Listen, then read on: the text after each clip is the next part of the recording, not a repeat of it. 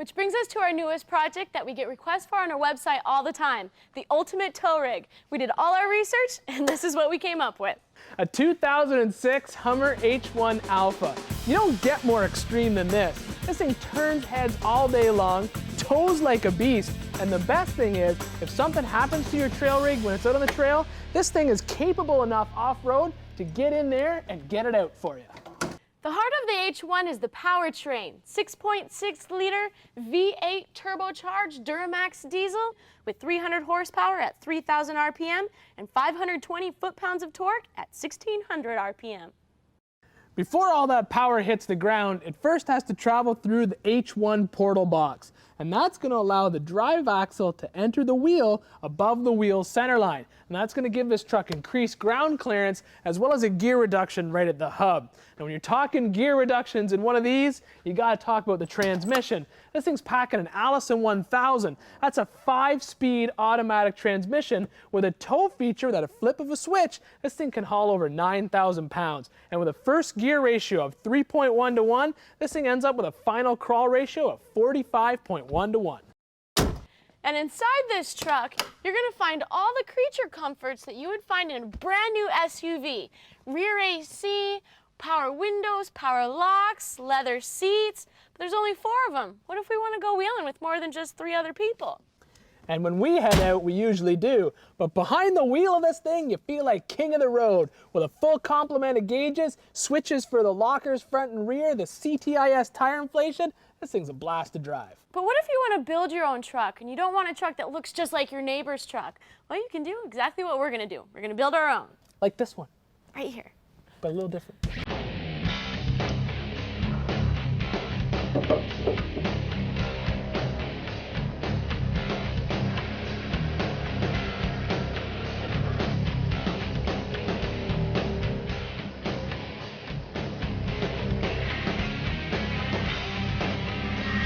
And it all starts with an 87 Chevy Suburban. And we picked this up online for $600 and then called the guys at 4x4 Bodies. They sent us this Urban Gorilla body kit. Now this is an all steel body, it's 14 gauge, been laser cut and then hand laid over a tubular substructure for strength. Now they have these in a bunch of different styles. They got 2-door pickups, soft top models, and we chose this 4-door hard top so we could still have a little bit of a bed in the back. And the best thing about this thing, you don't need a great big fancy shop like we have here. This kit is honestly designed to be done by the average guy in his garage. All you need is a donor vehicle and one of these. And this complete body kit comes with everything from the fiberglass front end with the doors, the quarter panels, light kit, wiper kit, hinges, latches, basically everything that you're going to need to make your donor vehicle into an H1 inspired truck. So pretty much we're going to save absolutely nothing because we're going to be replacing it all with brand new stuff. First thing you got to do is make sure that everything that attaches the body to the frame is disconnected. Yeah!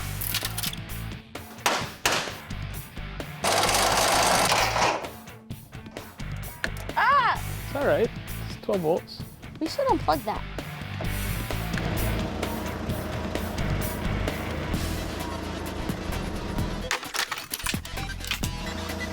Whoa. Okay, now go up. Keep going. Keep going. Okay, whoa. Good job.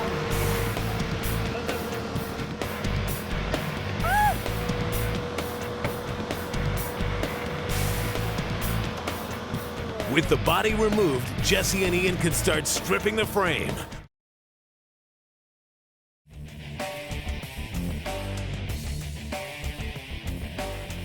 We're back on Extreme 4x4 where we're in the process of tearing down this junkyard Suburban so we can turn it into a Humvee-inspired tow monster. Step 1's done with the body off. And now we're going to strip all the factory body mount locations off the frame. And anything else that we don't need, which is pretty much everything, so we can slide it under and find the new location for our new body mounts.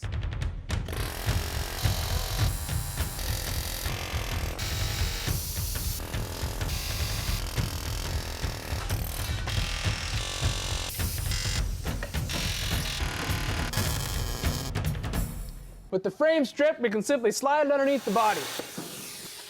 This body was designed with a really long firewall, designed also for it to be cut out so we have clearance for our transmission, so I'm going to cut it out.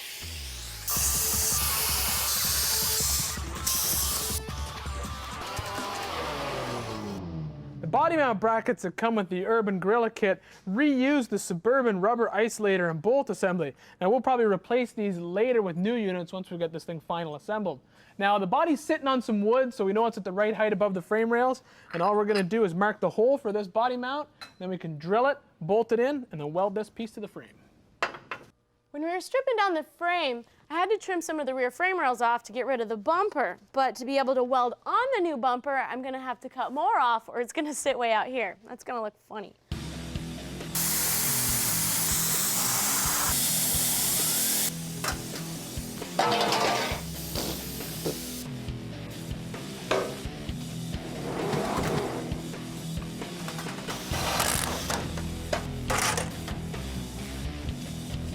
That's why it was only $600.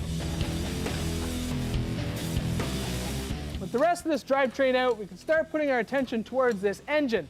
Now the stock 350 that's sat between these frame rails might be okay for a regular off-road truck, but we want more. And when you want ultimate power, you might want to start looking into diesel performance engines. They're big news lately, and with gas prices, you can't shake your head at horsepower ratings and torque curves that peak at 700 and still get 20, 30 miles per gallon. Oh, hold on. All right. So the decision was made, out with the gas, in with the diesel. But that led us on a real quest. We had to find someone who was big into towing, big in diesel performance, and we knew that it was going to take more than just a fuel computer to fulfill our dreams in this truck. And when you add up all those requirements, the road leads you to Gale Banks Engineering. When we called him with our idea, he jumped on board and hooked us up with this GM Duramax for our mock-up. And then later we'll trade this engine for a brand new Duramax full of all sorts of internal goodies like an upgraded crankshaft, new connecting rods, and new pistons. Then here at Extreme, we'll trade out the top end for some CNC cylinder heads and an upgraded twin turbo system, all designed by Gale Banks Engineering. But the question everyone seems to ask is, why is a heavy hitter hardcore diesel engine like this one better for towing than a lumpy old gas engine like that? The answer is horsepower and torque curves. We built this Dodge Sidewinder pickup with Gale Banks Engineering, and Gale even spent some time at the Extreme shop talking about the benefits of diesel power. Even though they require a different fuel source and higher compression ratios, they're very similar to a gasoline engine. You can modify them the same way. Now, if you look at the torque and the horsepower curves of a conventional gas engine, you can see that the power increases as the RPM increases. The diesel is very similar, except it increases at a much more rapid rate, and that's due to the engine design and its ability to produce more power at a lower RPM. You'll also be able to see that the curve is more flat and higher at a lower RPM. Every vehicle requires a certain amount of power to take off, and that's called road horsepower. Now you can also see that on this graph, in a 4-speed transmission, the power peaks and then it drops off. And that's because the truck's gearing is forcing that RPM drop. But as you speed up, that drop is less dramatic because at higher gear ratios, they're often more closer to each other, allowing the truck to perform in its peak curve. So the more gears you have, the less violent that drop is going to be. Now stay with us and we'll show you what transmission we picked to keep our truck running in its peak power curve. Welcome back to Extreme 4x4, where we're getting ready to shove a pretty serious drivetrain in between the frame rails of our Urban Gorilla project. And a new drivetrain means new mounts, so those factory cross members gotta go. Now the Duramax diesel is a pretty healthy engine just in stock trim, but by the time we get done with it here, we're going to be pushing some pretty serious numbers at that flywheel. So we're going to need a heavy-duty transmission, and you don't get any more heavy-duty than the Allison 1000. This is a full helical cut automatic transmission with 5 forward speeds, a lock-up torque converter, 2 live PTOs, and it's computer controlled. This transmission is capable of towing over 26,000 pounds, and that's in stock trim. Now we created up this transmission and shipped it off to Hill Killer Transmissions. Now they specialize in heavy duty pulling and diesel performance transmissions. And we told them the numbers that we expected to pull out of this Duramax and the weight we're going to pull with our Urban Gorilla, and they custom built this transmission using heavy duty Kevlar clutches, choline steels, and a triple disc torque converter. Then they dynoed this thing out at 1,000 horsepower and 1,200 foot-pounds of torque. So we're comfortable in knowing that this transmission is going to be able to stand up to whatever this Duramax puts through it. Not only is that drivetrain powerful, but it's huge. And for us to be able to fit in our turbos and our intercooler, we're going to want to push that Duramax back. So what I'm going to have to do is make some modifications to the firewall by cutting out this huge chunk. I set the interior fiberglass in place to get an idea of how much modification will be possible without affecting the passenger compartment. Then I built this new subframe out of 1x1 tubing and welded it to the Urban Gorilla floor for added support.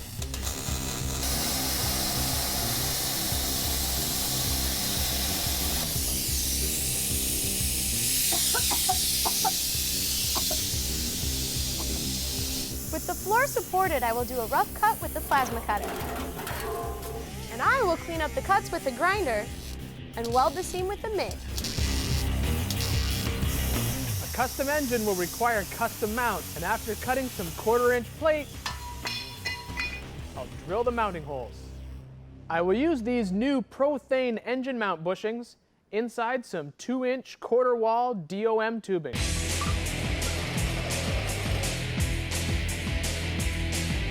With everything tacked together, I can TIG weld the entire engine mount. Now, since the turbo system for this engine is going to be custom, and we're going to design that next time, we're going to wait before we slip that between the frame rails. So that's all we have for you today, so come back and play with us next week when we finish this drivetrain with our transfer case, or should I say transfer cases. And I think I got the name. See, Suburban and Urban Gorilla, Suburban Gorilla. That's right. We'll see you next week. Bye now.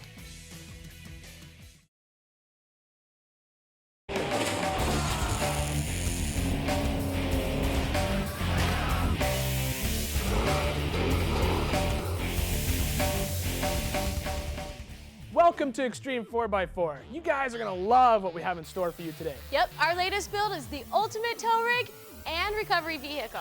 Using a Hummer H1 Alpha as inspiration, we are taking this rusted out 87 Suburban off its frame. And by adding an all-steel body from 4x4 bodies, we're building a Suburban Gorilla. Can you tell he's excited? Woohoo! We've already got the body on the frame with a few firewall modifications so we could squeeze in our Duramax engine and our Hill Killer Allison transmission. Today we're going to be working with our dual transfer cases and working on our custom turbo setup. Since the donor vehicle for this truck is an 87 Suburban, the first call we made when playing the 4-wheel drive system was to Off-Road Designs. Now they specialize in parts and information for GM K-Series full-size trucks or anyone who's running that type of running gear. The product ORD is most well known for is their transfer case doubler kit. This package allows you to put 2 transfer cases together to end up with an all helical gear, multiple range cast iron case. It comes with a billet 6061 T6 adapter housing, all the gaskets, all the hardware, and a fully heat-treated chrome moly shaft. Before we start bolting everything together, let's have a look at why this swap is so popular. This is the range box portion of a new Process 203 transfer case. It originally had a giant chain drive section on the back of it to connect the transmission to the axles in constant 4-wheel drive. And when you wanted 4 low, you'd simply select the lever to engage this range box to give you that 2-to-1 gear ratio. Now the chain drive portion of this transfer case is weak and essentially useless. So useless, in fact, when you start looking for a used one of these, you'll find most guys just strip off this range box portion and ship only this part to save on costs, and that's what we had done here. This doubler will attach that range case to an MP205, one of the strongest factory cases out there. This is a full cast iron unit with huge helical gears inside. This one happens to be from a Ford truck. Now when you start to source used parts, it's a good idea to give Off-Road Design a call first. They gave us great advice on what we needed for our application, including a 2-inch up rotation version of their doubler kit for better ground clearance. Can you help me close? Yep. Thanks. Ready? Yep. The old 205 needs some cleaning, so into the blast cabinet it goes. And it comes out looking almost new. The first step of the 203 range box is to change the gear and shaft assembly. And then we'll install the bearing into the doubler housing. With the 205 cleaned off, I can screw the studs into the housing. A little Loctite here is a good idea. The 203 range box will need a new fill plug, so I will change out the PTO cover. Then I can bolt the doubler to the 203 range box.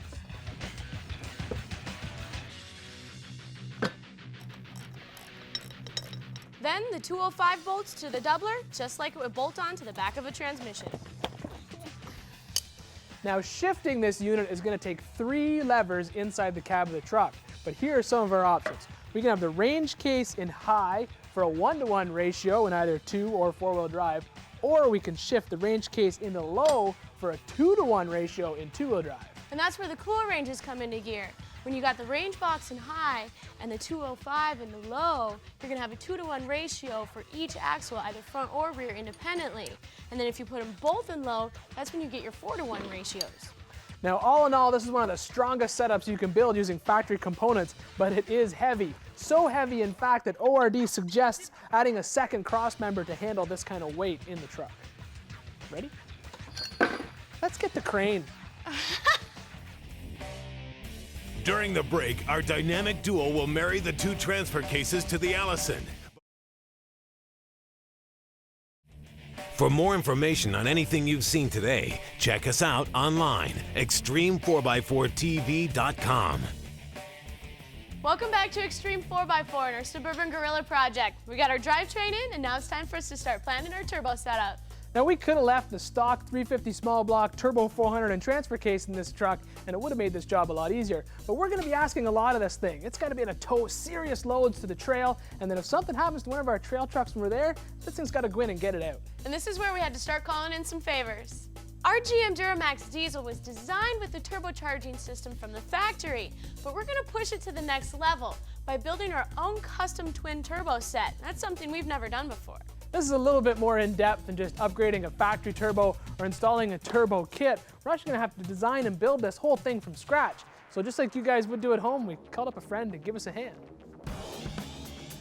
Now don't hate us because we have Gale Banks' cell phone number on our speed dial, but this is the man with the plan. And he brought some goodies for us, right? Yes, I did. What you got? Well, first of all, I've got Bob Robe with me. He's our chief of design. He'll be helping us mock up the system. And then I've got a pair of twins here, Banks Sidewinder turbos, a pair of big head wastegates, a pair of exhaust manifold castings, some tubing, flanges, an extra large Banks Technicooler intercooler, and some really trick prototype Big Hoss intake manifolds. Now we've got the engine sitting pretty much where we think it's going to land in between the frame rails. So what do you think, Gale? Well, I think this thing is big and I think it's going to be bad. And with the Duramax in here, now we can lay out the twin turbo system and make sure that everything fits underneath the hood. Well, let's build some turbos!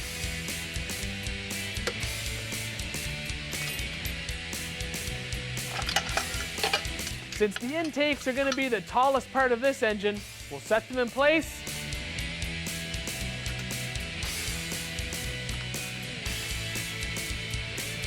And then bring in the one-piece front end. Yep, no, that's perfect. Yeah, Fat City, we've got a lot of room. And we get lots of space up here for the intercooler. And for the rad. I like how you say rad, Gale. Oh, that's good. So with the engine mounted, this is a good point for us to begin our twin turbo setup. And it all begins with our exhaust manifolds. Because the basic principle when it comes to turbos is the exhaust gas that exits out of the engine spins the turbine wheel to provide the boost. Yeah, and since durability is our goal on this project, we're going to stay with the factory cast manifolds instead of race-style headers. We're going to face the outlets forward so that they'll feed directly into the turbos, and then we're going to go inside and extrude hone and port these babies to kick up the flow.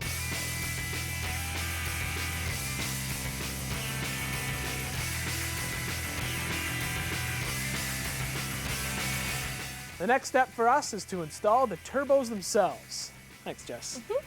Now we're using the turbo from the 7.3 Ford Banks Sidewinder system. But of course, instead of using just one on this engine, we're using two. You got it, Ian. Now, we built these turbochargers originally for good low-speed response, which will be great for this Gorilla. By using two of them, we're going to have awesome top-end power as well. Now, Bob has removed the snap ring on the compressor cover so we can aim it and point it where we need to. How are we going to get the air back to the engine? Well, I'm thinking we'll point the compressor outlet down, route into the bottom of the intercooler, flow to the top, and then on into the intake manifold. All we got to do now is mock these twin turbos into place with some flanges and some tubing.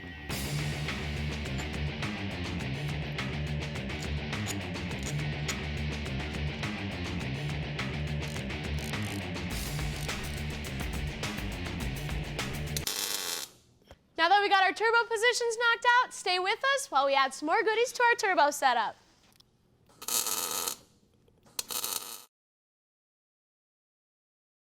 For more information on anything you've seen today, check us out online, extreme4x4tv.com.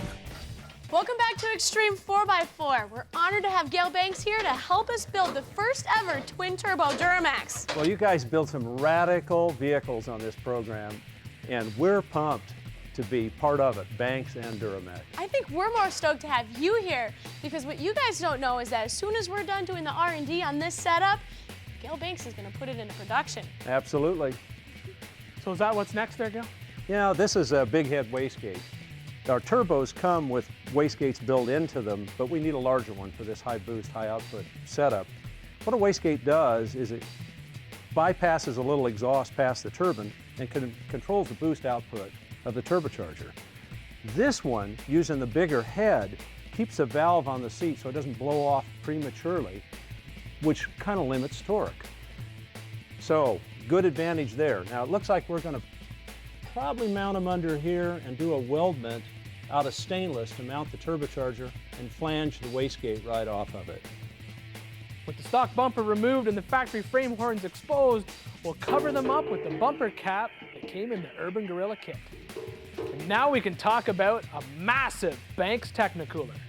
To build serious power, you need serious air density. And a large intercooler is just the ticket. You've seen these guys driving down the road, they get in the throttle, big smoke, they think they're cool.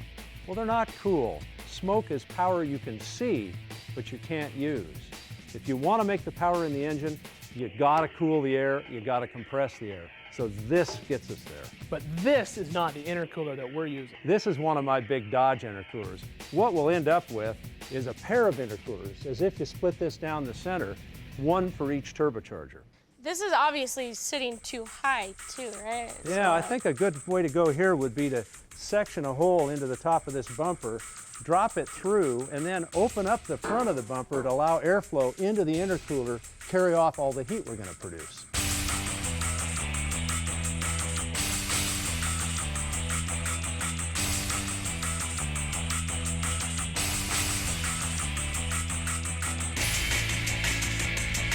Banks chief designer Bob Robe turns concepts into working prototypes. He starts with a layout, in this case a 6.6 liter Duramax, then adds Banks components by freehand sketching. Next, exact measurements are taken, which are later turned into layout or 3D CAD drawings depending on the component. Eventually, prototypes are cast, which will be finished products for production tooling. With all our measurements done, we know that the air is going to leave the turbo, through the tubing, into the bottom of the intercooler, up, out the top, and right back into these intake manifolds. And speaking of manifolds, here's the stock setup. It's okay for the stock engine, but a bit tortuous, and we'd never ever get the air through this that we want to make big power. So we're changing the intake manifolds to a tuned Banks Big Hoss setup, and here we've got 8 individual intake ports, all port matched to the cylinder head, so the air flows nicely into the heads as compared to this cavity that just flows it in randomly. I can't wait to see all these pieces that we mocked up today in their final form. and these intake manifolds to come back as aluminum instead of plastic. Yeah, that'll be cool, but there's more. We're going inside this engine. We're going to the center line of the crankshaft, and we're going to start out from there. We're going to knife edge it, we're going to polish it, we're going to upgrade the rods, the pistons, pins, cam, roller lifters, push tubes, rockers, springs, retainers will all be upgraded. The heads will be CNC ported and the exhaust valves enlarged, and the whole thing will be blueprinted and balanced. After that, it's onto the engine dyno, where we'll calibrate it, then into the Gorilla for a final tune using the Bosch EDC16 engine controller and full fuel injection system. We are going to punish those 38s. What kind of numbers can we expect on this thing? I'm looking for 750 horsepower and 1,000 pound-feet of torque. 1,000? 1,000?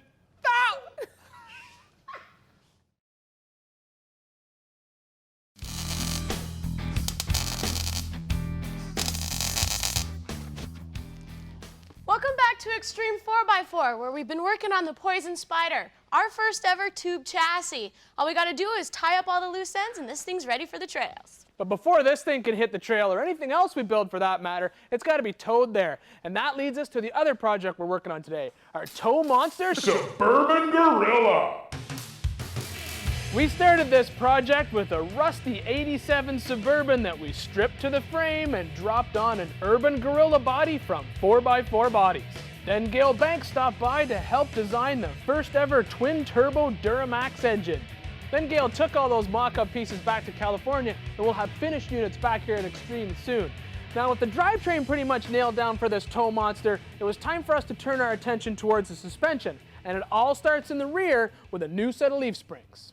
To calculate how much lift we're going to need in these springs on the rear, we set the vehicle on the ground and measured the height. Then we put it on the hoist and set it at the ride height we wanted and calculated the difference between the stock and aftermarket tires we're going to use. There's a 2-inch difference. So we know we need a 2-inch lift in the back. Now we could accomplish that with a set of lift blocks like these from Rough Country, but the problem with lift blocks is you can end up with a lot of axle wrap because of the force on them. So we chose a set of completely re-arced leaf springs with Teflon blocks in between the leaves to keep them from squeaking and rattling, and we also grabbed a couple of Rough Country shocks.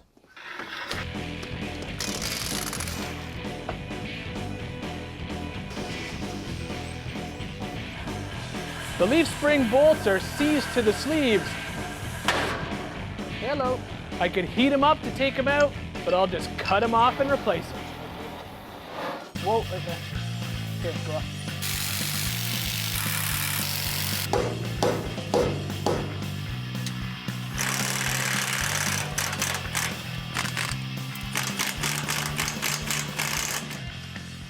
Now you may have noticed our Suburban Gorilla doesn't have a rear quarter panel on it.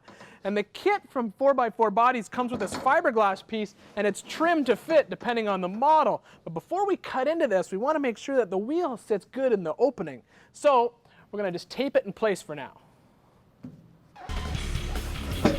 Once this is tightened up, then we can just lower it down and see how it sits.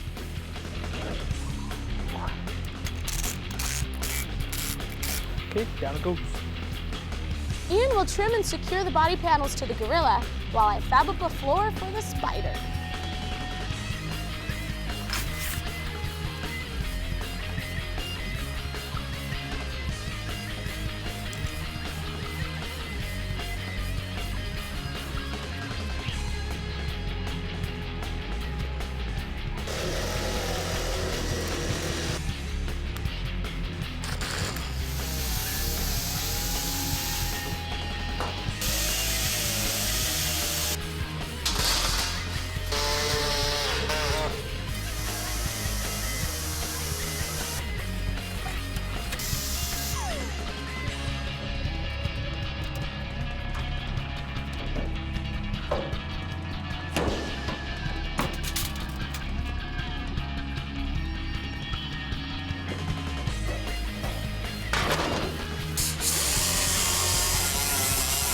Ian, I'm sorry if I ever yelled at you for scratching the paint.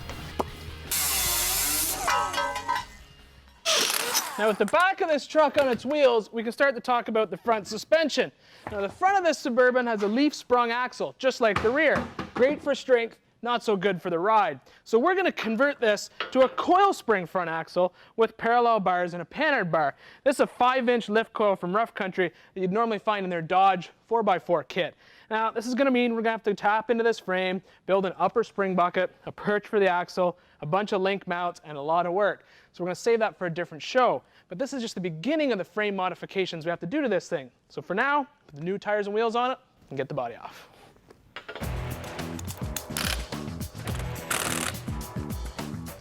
The question we keep getting asked about this drivetrain is how are we going to mount this 203 range case that's part of our ORD doubler setup into the back of our Hill Killer Allison 1000 transmission. Well, it took some time and a call to advanced adapters, because the Allison has a 29 spline output and the 203 has a 32 spline input. And advanced makes this sledge that's going to allow us to adapt the two of them together. And with the shafts bolted up, the next thing we have to do is work on the cases. So Advance also sent us this clocking ring for the 203 and one spacer to go behind the Allison. Now we're probably going to end up running a couple of these, but once this is together for now, we can measure for the second. With the clocking ring in place, we can mark, drill, and tap the mounting holes. Then bolt it in place using a little Loctite on the bolts, and then attach the whole thing to the back of the Allison.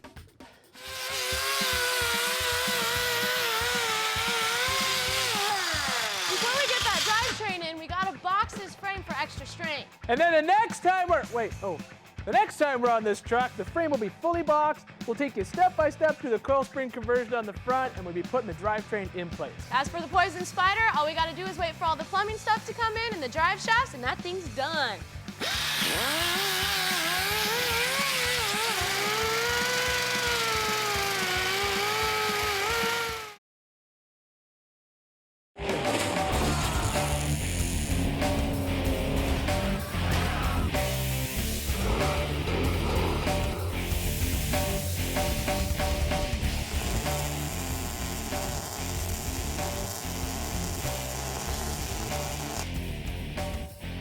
Welcome to Extreme 4x4 and another day working on our Suburban Gorilla project, our ultimate tow rig, where this truck is going to be just as happy on the trail as it will be towing our trail rigs. Now we started with an 87 Chevy Suburban, and then we got a hold of 4x4 bodies for one of their Urban Gorilla body kits. Granted, we spent 10 grand on that thing, but we're going to be turning a lot more heads with that than we will be spending 10 grand fixing up that old rusty Suburban. Now, I know what you're thinking. Hey, that truck's cool, it looks neat, it's got lots of power, and I wish I had one to drive, but I'm not building one. But wait, just wait a second. Remember, the donor vehicle for this truck is an 87 Suburban. It's a solid axle GM truck. There's thousands of these things out there on the road, and the modifications we make to this frame apply to all of those trucks. Like these 2-inch Rough Country leaf springs installed in the back last time, and now this week on the front axle, we're going to do a coil spring conversion. But the first thing we're going to do today is an upgrade to any frame, and that is boxing it in. The whole point of boxing in a frame is to strengthen it by putting a plate on the inner side of the C-channel. And that's going to stop the frame from flexing up and down and twisting on itself. I've already stripped out all the brake lines and all the fuel lines, but if you're not careful enough, you might strip something out that's going to make the frame a lot weaker. The part that Jessi is talking about is a cross member like this one right here. Now we already pulled one out of the front of this frame to put the Duramax in place, and this one right here is in the way of our fuel tank. This 21-gallon polyethylene tank came with our Urban Gorilla body kit, and we want to lower it between the frame rails right here. We could put it down in here, but it's going to get in the way of our winch that we're going to put behind this back bumper, so this cross member has to go. But this adds a lot of strength to the frame. Just like rungs on a ladder, this holds the frame together. If you take too many of them out, the frame's going to fall down. So if we cut this out, we got to replace it with something else. With a temporary brace welded to the frame, the factory cross member is removed.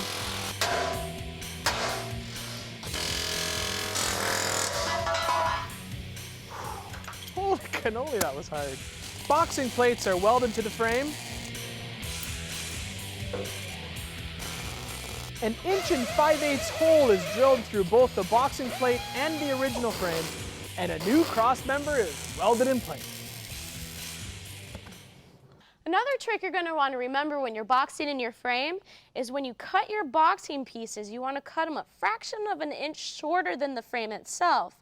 That way the weld will fall in the corner and weld on both pieces of metal. Whereas if you had it flush, you're only going to have your weld on one piece of metal and it'll be weak and it'll break easily.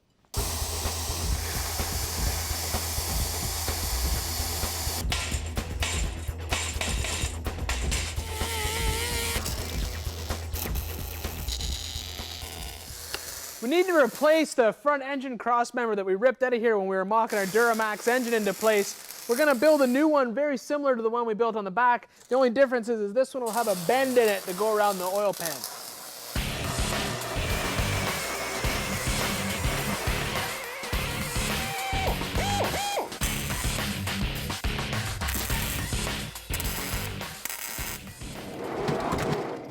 With the engine crossmember made, we can go ahead and start making our transmission and transfer case crossmembers. But first, we got to get our engine in there and start making its mounts. And since this whole setup here is huge, it's actually bigger than any drivetrain I've ever seen before, we're going to pull this transfer case off so we don't exceed the limit of our crane. And just to give you an idea of exactly how big this thing is, let's throw a tape on it here and we'll give you an idea right off about the balancer. This thing is about 7.5 feet long. That's a big drivetrain.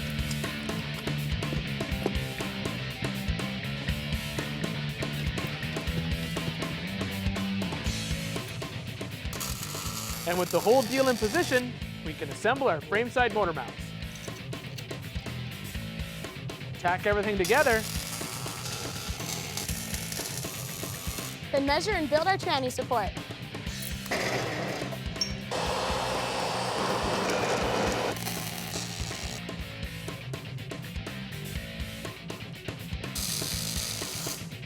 With the engine mounts built and tacked into place and the Hill Killer 1000 supported by that transmission crossmember, we can slip our transfer case back in place.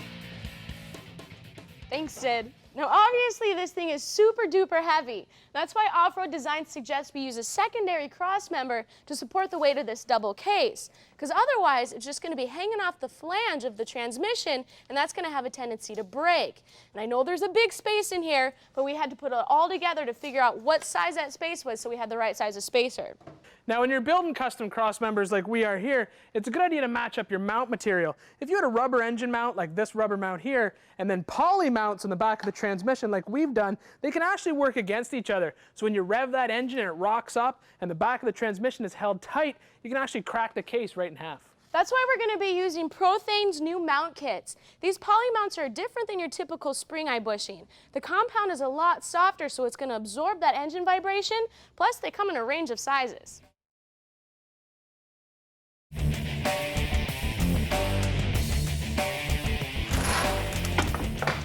Welcome back to Extreme 4x4 in our Suburban Gorilla build, or SUG for short.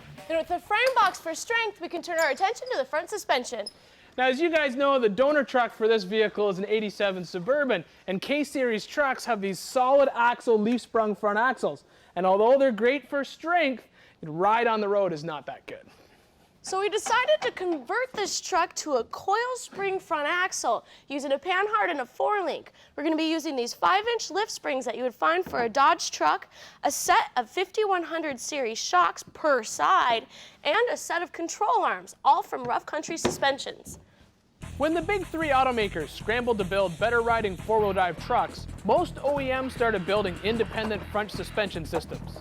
Dodge stuck to their guns and refined the coil spring solid axle pickup. Since Dodge has some pretty good time invested in designing their front suspension, we're going to borrow some measurements as well as some parts from the junkyard.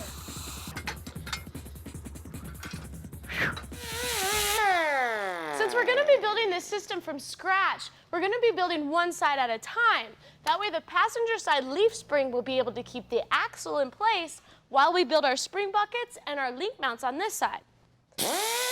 Scavenging a bucket like this from a wrecking yard is a great idea because not only does it have the upper and lower link mount in place, it also has an alignment eccentric and a spot for a sway bar that we can add later. Now I know that everything we build here is going to be pretty much custom applied to this truck, but you can take ideas like this and use them on your own rig. Using identical holes in both right and left frame rail, we punched in some larger holes, slid our new cross member into place. This way we know it'll be square. Using the engine cross member and the one we just installed, we'll bend a hoop to act as the new upper coil mount.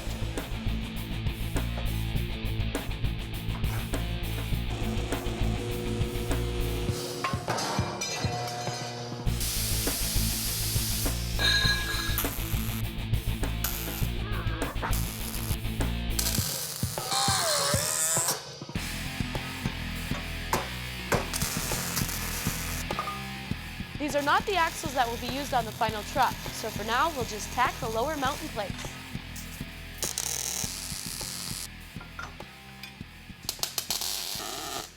We measured the total height of this spring and then measured up off the bottom spring bucket to get a baseline. Now we expect the spring to compress 2 inches under the load of the drivetrain, and we need a 2-inch lift on the front axle to match the rear. So we took this bucket and moved it down a total of 4 inches. Now that the spring buckets are taking shape, we can go ahead and start locating the mounts for our trailing arms by using the measurements that we got off of that Dodge stock truck. The nice thing about rough country is that we can be using these arms for a lift anywhere between 2 to 8 inches of lift.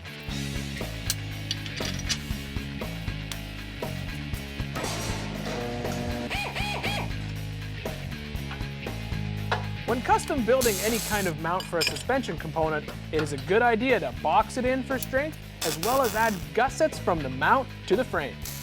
Overbuilding a mount now with a little extra material will lessen the chance of it breaking later. With everything held in place with some good strong tack welds, we can turn our attention to the passenger side of the truck. And then we can lower it down on its wheels, and if the ride height looks good, we can finish welding all the brackets and the buckets.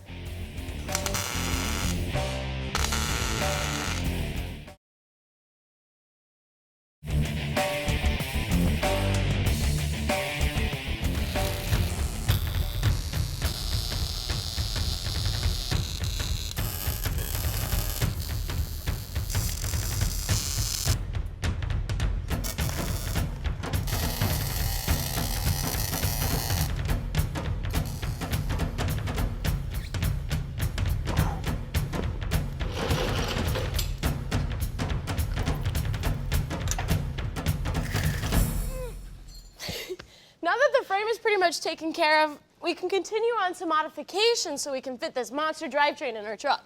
Plus, we want to get the body prepped before we send it out to get coated inside and out. The H1 that inspired the Gorilla only had 4 seats, and we needed more room than that. So we're going to be using Smittybilt's new Outland leather seats with adjustable lumbar support. They're fully reclinable, and the center console has plenty of storage compartments and cup holders. Now the set comes with these 3 pieces, but we're going to install them with a twist. We're going to be installing 2 of those sets. We'll have 2 bucket seats in the front, and then we'll put both of the jump seats in the back, along with the other 2 bucket seats. So in total, we're going to have 6 seats when we need them. This is a custom installation for this truck.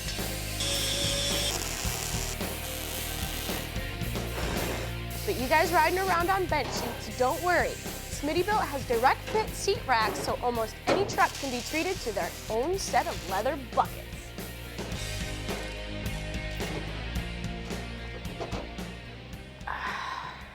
With our seats in place, we can start to plan out our steering. Now, we could have used the factory column from our donor truck, but the whole thing was pretty long and it could have interfered with our turbos. So we chose this full polish shorty column from I Did It. It's a tilt unit with built-in key and cruise control. Now, we topped it with a Grant silver tone carbon fiber look wheel, and then to connect this to the box, we used some Borgeson full roller U-joints and some double D shafting.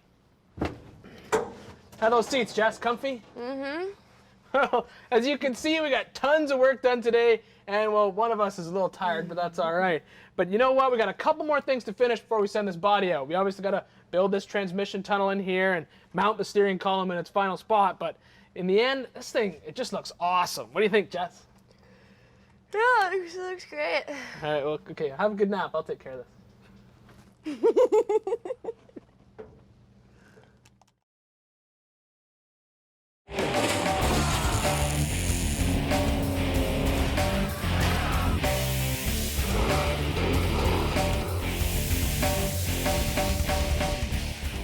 to Extreme 4x4, where today our ultimate tow monster, the Suburban Gorilla, gets its ultimate power plant. That's right, our diesel's been a long time in waiting, from design to prototype to the finished product.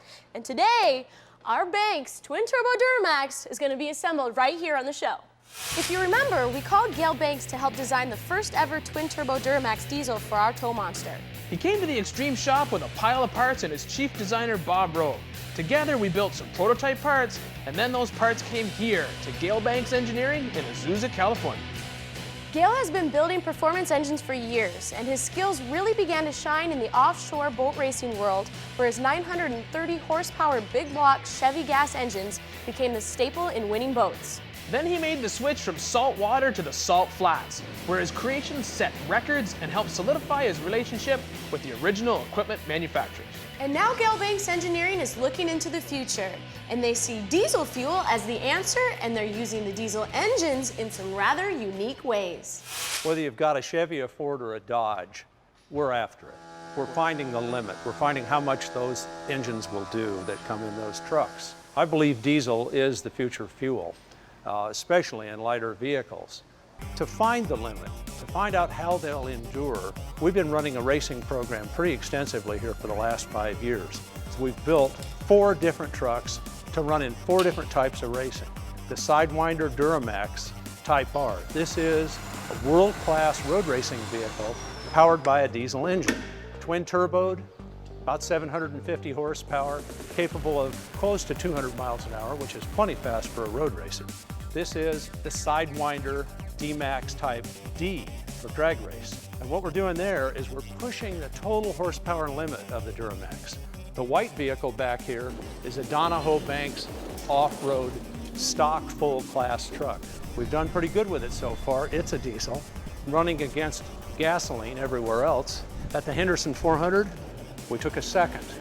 In the process, we beat the truck that won the class in the Baja 1000.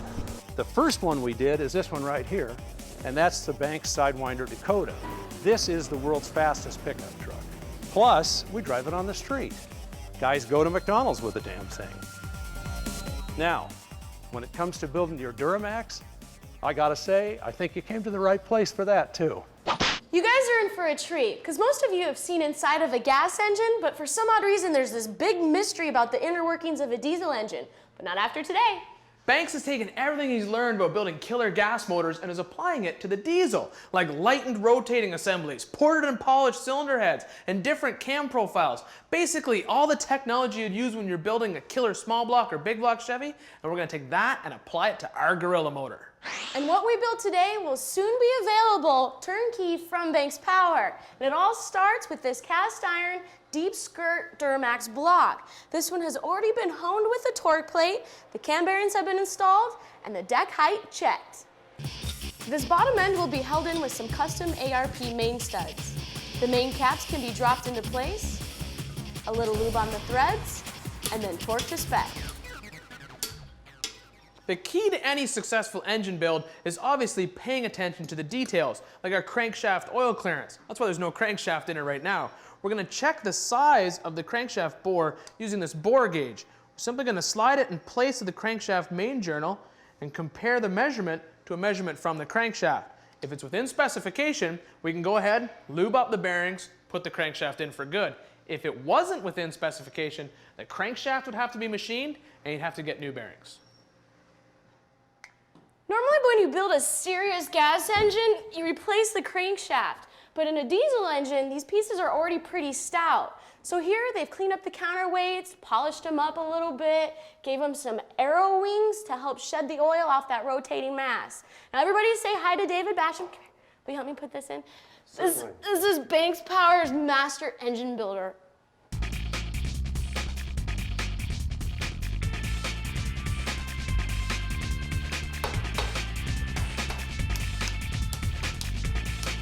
Yay! Now what? Now before we can go ahead and bolt this engine to the engine stand, we have to install this flywheel housing on the back of the block. Not only will this adapt the block to our automatic GM transmission, it also includes the coolant crossover for the coolant passages inside the block.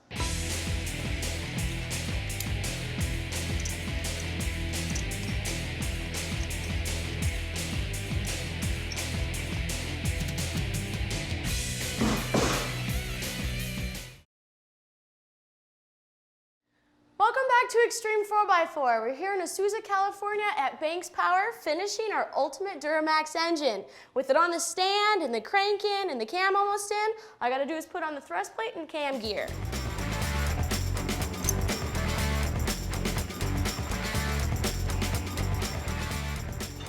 With the cam gear installed, we can go ahead and put the oil pump drive on the front of the crankshaft. And behind that is a reluctor ring that works as a crank trigger, sends a signal to the engine's computer. And once this is installed, Dave can go ahead and put the oil pump on. Now the computer for this engine is a Bosch EDC16 controller. It's the factory computer from the Duramax diesel truck. But just like the engine builders here at Banks get inside the engine and change everything, the engineers get inside these computers, strip all the programming out, and reprogram it depending on what kind of numbers they want to get out of their Duramax. We're back inside the engine room at Banks Power, finishing up the short block on our soon-to-be twin-turbo Duramax. Getting to see the inner workings of the diesel engine is rare indeed. And before we leave, some solid pulls off the dyno will let us know exactly what we've built. The heart of any performance engine, whether it be gas or diesel, is obviously the pistons and the rods.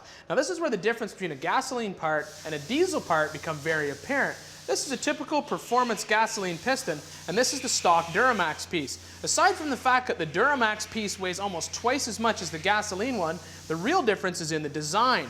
The diesel one has a combustion bowl cast right in the top of the cylinder. This is where all the burning of the air and fuel happen in the diesel. In a gasoline engine, it's up in the combustion chamber inside the cylinder head. Now aside from that, the parts are just a lot beefier. You can tell this by looking at a gasoline piston pin versus a diesel piston pin. Now the assembly of the system goes together just like a gasoline engine with a floating wrist pin held in with circlips. Now we're building our engine specifically designed for reliability and durability. And so in the long run, power to us is sort of a secondary option.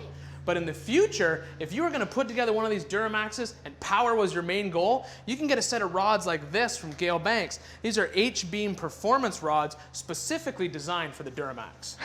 The bottom end torque means the front cover can be installed, followed by the water pump, the front seal, and finally a newly designed fluid dampener balancer assembly. Next, the oil pump pickup, the pan, and the rear sump.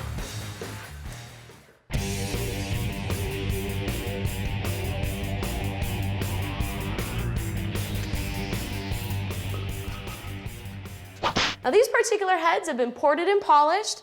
The intake valves have been replaced with severe duty stainless steel pieces.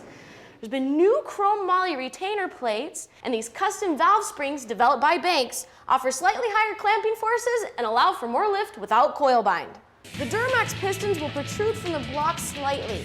You have to match this distance with the proper head gasket. Slide the head over the ARP studs, and torque and adjust everything to spec.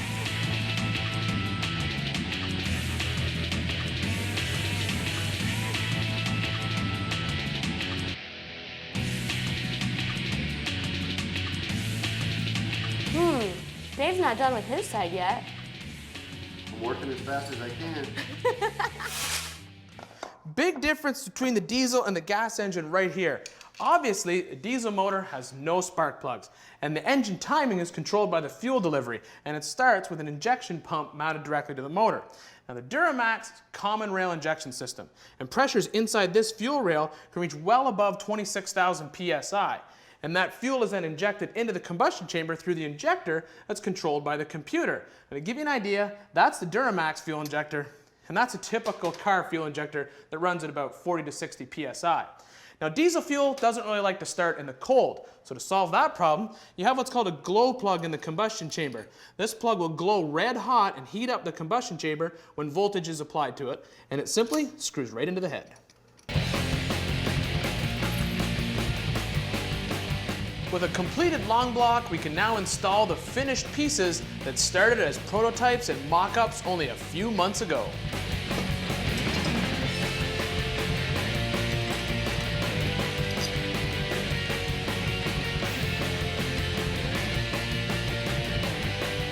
With our Duramax assembled and everything checked, It's down the hallway to the dyno. here Banks engineers connect every sensor and meter imaginable. Break-in time, 4 to 6 hours over a 2-day period before going for peak power numbers. So here's the deal. We're going to build these twin turbo Duramaxes two ways. 600 horse, basic crate motor, and then a 750 to 800 horse that's been printed.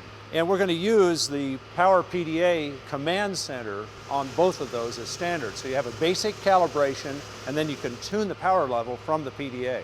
All right, Gale, you promised us 1,000 pound-feet of torque. Let's see what it can do. All right, let's pull on it. 3, 4, 5, 6, 9. It's gonna crack it. There it is. There it is. There it is. There it is. Yes! 1,000. We hit it. Hey, get a load of that horsepower. Well into the 7. Yeah, well into the 7. 725 horsepower and over 730. 1,100 pound-feet of torque. I almost want to cry.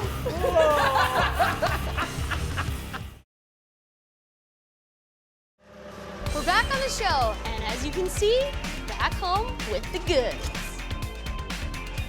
That's right. Inside this container is our Banks Power Twin Turbo Duramax.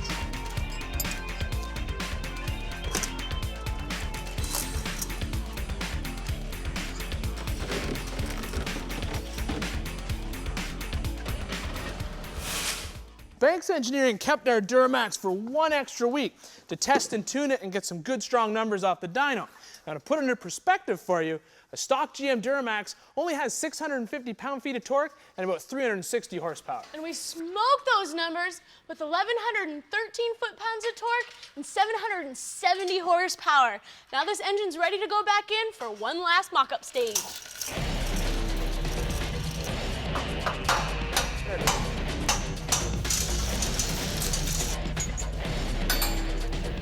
Wow.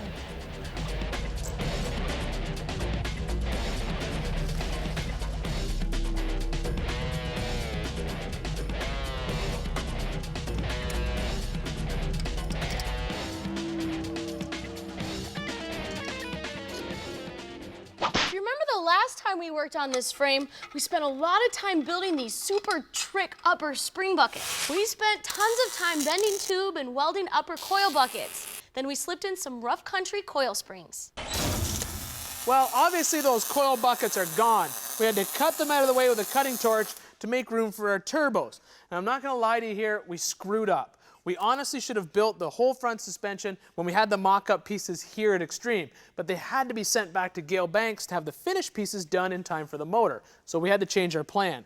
Went back to the junkyard and got some stock Dodge upper buckets and some stock height springs. Now the Chevy frame is only 4 inches narrower, so we just had to add some 2-inch spacers. With all the measurements taken, we can weld it in place. With the engine and the buckets, it also leads to another problem. Now we have to reconfigure our steering or just completely move this box. And we also have to deal with the exhaust. Where the heck is it gonna go? But that's just another day. Ow.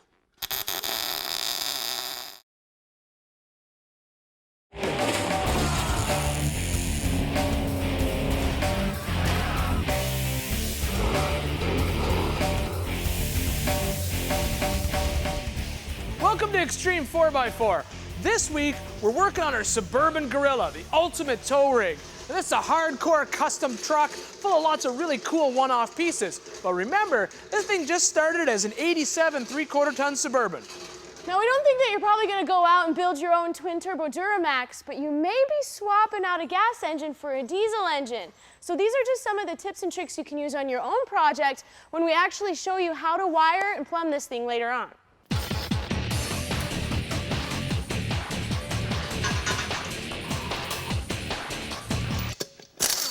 And today's projects really do apply to almost any truck. We're gonna mount 2 different size winches to this frame, plus we're gonna deal with some drivetrain protection underneath. We will put in the new fuel tank, and then we'll take this blank canvas of a bumper and turn it into a work of art, making it just as functional as it will be looking good.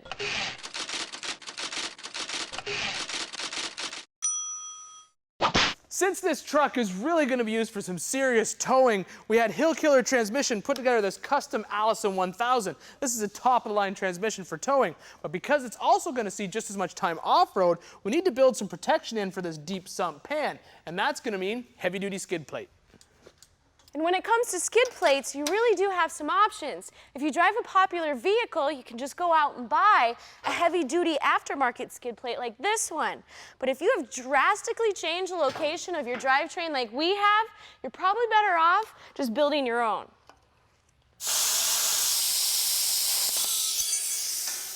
Now, building a custom skid plate on this truck is honestly not going to be that hard. There's no body in the way, so we can get in here and take all of our measurements. But when you do something like this to your truck at home, you got to remember there's only two kinds of off-road trucks. Ones that are broken and ones that are about to break. So you got to be able to service components like the transmission, the transfer case. So your skid plate's going to have to be removable somehow. There's a few things you're going to want to remember if you're building your own skid plate. Make sure that you're not welding the metal directly to the truck. It'll give protection for everything underneath, but if you need to service anything, you're gonna have to cut it out. And another thing is, make sure that you're not mounting it directly to the transmission or transfer case, because one hard hit and you can create a lot more damage. We are going to mount our skid plate directly to our crossmember system, with an additional mount at the front. Having a rosebud tip on your oxy-acetylene torch will make this job a ton faster.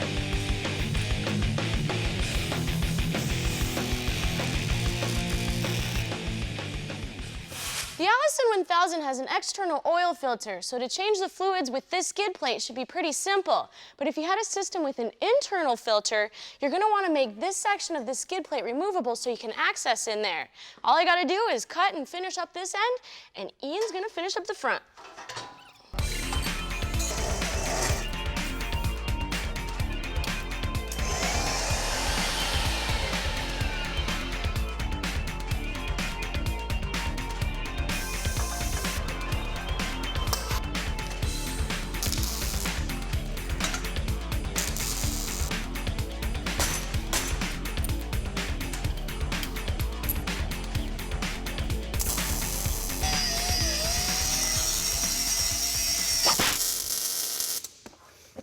Now the front mount of this skid plate is very important. You can see we mounted it on poly bushings, just like the rest of the cross member for the whole drivetrain. If we'd just taken the skid plate and welded it to the engine cross member, we'd actually be solid mounting the whole thing, which is a big no-no when it comes to the drivetrain.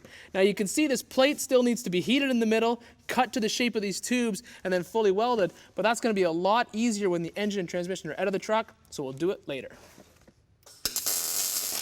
A turbo motor, whether it's gas or diesel, requires a few extra parts, like an intercooler, or for our case, 2 intercoolers.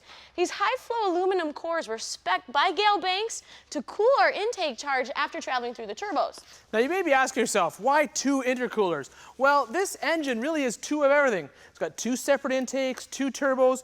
It really is 2 4-cylinder engines on 1 crankshaft. Now if we only had to mount 1 of these intercoolers, we could drop it right down between the frame rails there, fit below the hood. But with 2, there's a big thing in the way. It's not gonna fit. So we're probably gonna have to cut out some of this frame right in here so it can drop down. Yeah, that's what we're gonna have to do, I think. Get to work.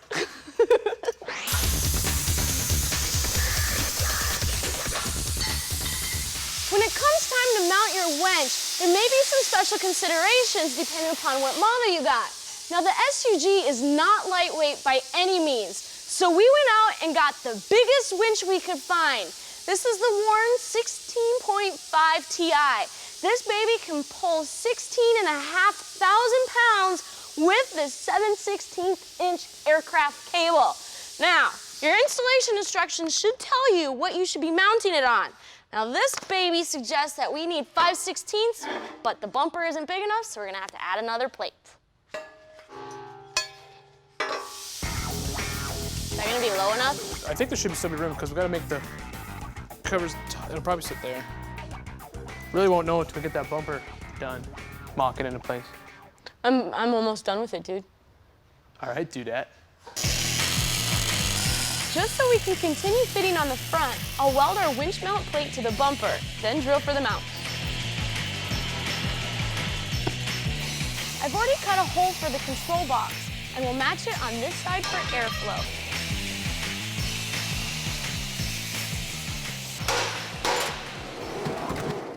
Ready? Oh my God! don't you give me the heavy end? This is the biggest and heaviest winch. Hold on. It's gotta go towards you. Oh, caramba. Now the reason why we mounted the winch right now is to be able to check for clearances so we can go ahead and finish up this front end. And then once we get all the welding done on the frame rails, we'll simply take this winch and drop it out the bottom. And the bumper, ready for coating. Rhino me.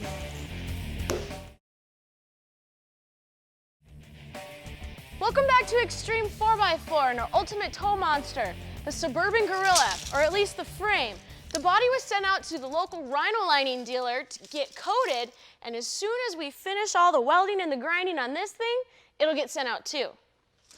Now obviously the frame for this project has gone through a lot of drastic changes since it first came into the Extreme shop a couple of months ago. The whole drivetrain's been pushed back 6 inches and down a couple for better weight distribution. The front axle has a coil spring conversion. The entire frame has been boxed for strength, and now the front bumper's been mounted with the killer Warren winch. The next step is to mount this fiberglass one-piece front end that came with the Suburban Gorilla kit. Before the body went out, we took measurements to make sure it's going to sit in the right spot. Yeah. Right about there.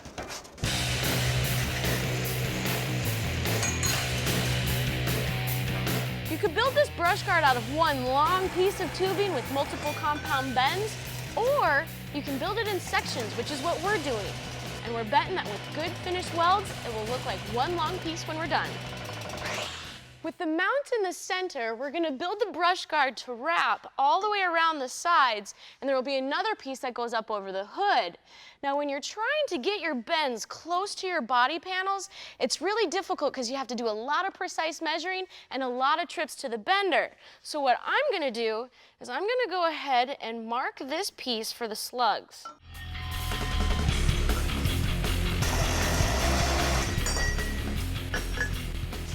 Front, that end? Yep. Perfect. Now the point behind a slug is actually pretty simple.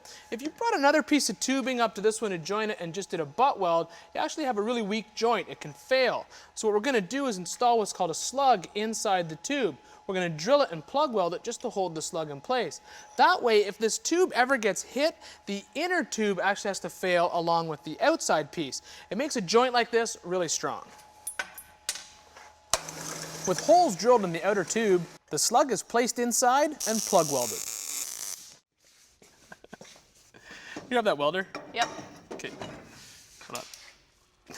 Let me make sure this side's level and straight. Hold on, bring it in. Okay, right there's our mark. Okay, well, that's good. Yeah? Can you tack it, but don't burn my hand. I'll try not to. Can you pull it out just a little bit so I can get some penetration? And good still? Yep. Ow, my thumb! But I'm okay. That's good. All right. Now we got a nice fit. Always remember that slugging something like a bumper or an engine cage is okay, but when you're doing some main supportive part of your roll cage, you might want to reconsider.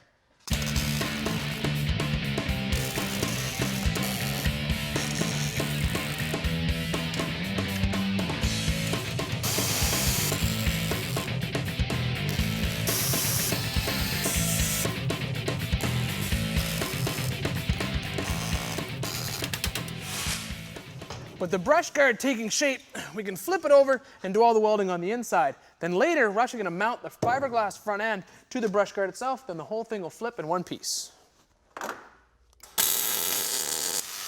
it's time to figure out what we're going to do with our off-road lights. The body itself is going to have some roof-mounted long-distance illumination, but we wanted some lower-mounted floodlights. So we went with these Casey Highlights flood driving lamps. These 35-watt high-intensity discharge beams will not only flood the entire ground in front of the truck, but this hard-coated Lexan cover will protect the bulbs from any damage or any rocks or whatever. So as soon as Ian is done with that bumper, we can go ahead and figure out where we're going to put them. So we'll see in just a little bit.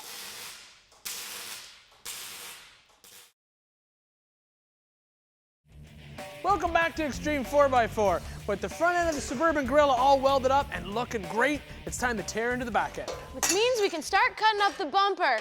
We could leave it just the way it is, but there's a few more things that we need to mount to it, so it's time to start modifying. Wow, that was a very fast drill bit.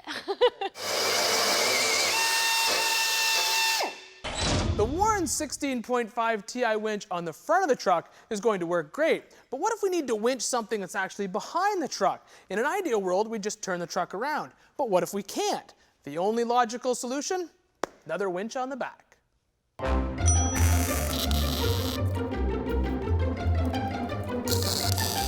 To match the front, we're going to mount the winch behind a tubular structure. Then, we'll recess the body of the winch into the truck's bumper.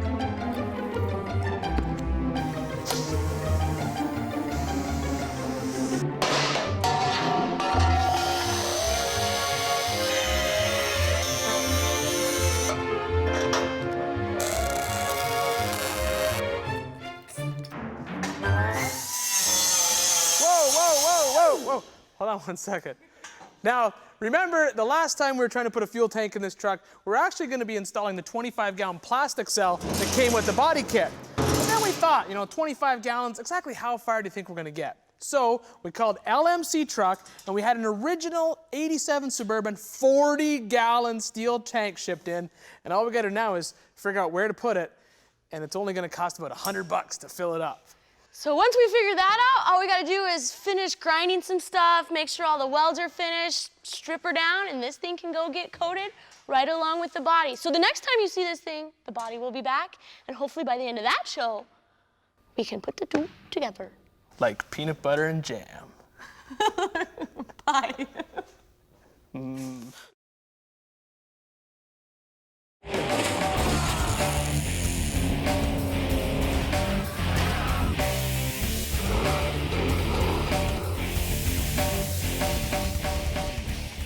Welcome to Extreme 4x4 and the home stretch for the old Suburban Gorilla. All the cutting and grinding is finished, and the body just came back from our local rhino lining dealer, coated inside and out. This has been a really long project, starting with a thrashed 87 Chevy Suburban, turning it into an ultimate tow rig. And today, we're gonna take care of a lot of things on our list, especially inside the body. Now this has been a huge project with a lot of custom tips and tricks, and the best thing is that after today, the body will be ready to go on the frame. Perfect. Want to grab the forklift? Yeah. Cool. Whoa. Not so jerky. All right, you're clear.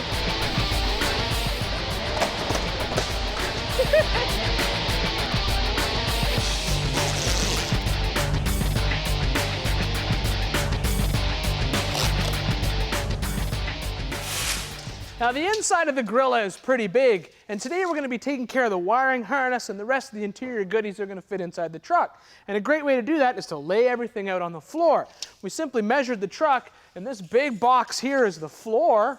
This little rectangle up here is basically the firewall. We'll have one wiring harness feed to go out to run our headlights in the front. This little piece up here is going to be the part that runs up the B pillar and then out the roof to the off-road lights, back to the center of the roof for the dome lights and anything else, and then of course a feed out to the back and across to run both tail lights. And by laying everything out and building your harness this way, you won't have to be crawling all over the truck, bumping your head, hurting yourself. And plus, with this many parts, a plan of attack is an absolute necessity. So the layout begins. Headlights up front and a fan for the radiator, plus 2 off-road lights on the bush guard, a trans cooler with a built-in fan. A lot of accessories means a lot of power needed. So, a dual battery kit. The fuse block will be mounted behind the dash. Of course, gauges and switch panels. A GPS unit. Power windows in each door. Switch panels to control everything. Roof-mounted off-road lights. Tail lights. And the 7-pin connector for the trailer. Of course, all work and no play is no fun at all. So speakers for each door, subs in the rear, an amp for the subs, a backup camera and DVD player, 3 TV screens, and of course, a video game console. Now the harness for this truck is going to kind of be a hybrid between custom-made harness and pre-made harnesses. Now it's not that hard to do, and when you have this much stuff to install, it's almost a necessity. It's going to take a little bit more time. To control the regular stuff that comes in a truck like wipers and headlights, we're going to use this painless performance universal 12-circuit harness and just install the fuse block up underneath the dash. We will then add additional power feeds and wiring for the other accessories, like the GPS, the amps, the trailer wiring, and the off-road lights. To help with diagnosing problems later, we'll take out all the fuses and/or relays, mark them on our schematics here for additional wiring from the harness, and then we'll mount the parts to the truck. Now the Urban Gorilla body kit comes with all the lights needed for a regular truck. Obviously headlights in the front, tail lights in the back, and marker lights in between. And hooking them up is pretty simple because the painless harness already has everything loomed together. But one thing you're gonna have to remember, front end of this truck is a fiberglass front end. And whenever you mount lights directly to a piece of fiberglass, you're gonna wanna add a ground wire into your harness because you can't just ground the light to the fiberglass, won't work. With a truck this big, cargo is a given, but when you run out of room on the inside, the only other option you have is in the bed, or in our case, up on the roof. This Off-Road Unlimited Defender roof rack is made of 16-gauge, 1-inch tubing, and is pre-made for almost any truck out there. Plus, all of the rack systems come with these little light tabs on both front and rear. So we can go ahead and mount our KC Highlight HIDs on the front, and then the ballast will be mounted somewhere underneath.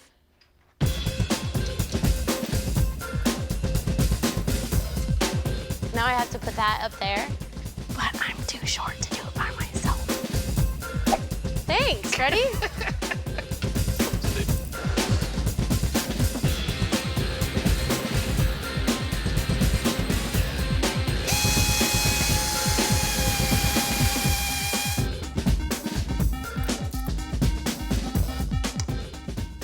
Now you can easily see how a floor laid out like this lets you sort the wires into the sections of the truck. Now this back end, all we did was run the taillight wires plus the wires for the winch control. Now the taillights themselves will mount into the body, and we'll use removable connectors to hook them up in case we ever need to replace one.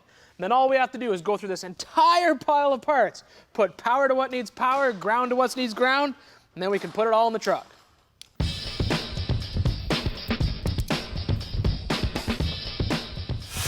With the harness coming together, we can continue to mount more parts onto the truck, like the taillights.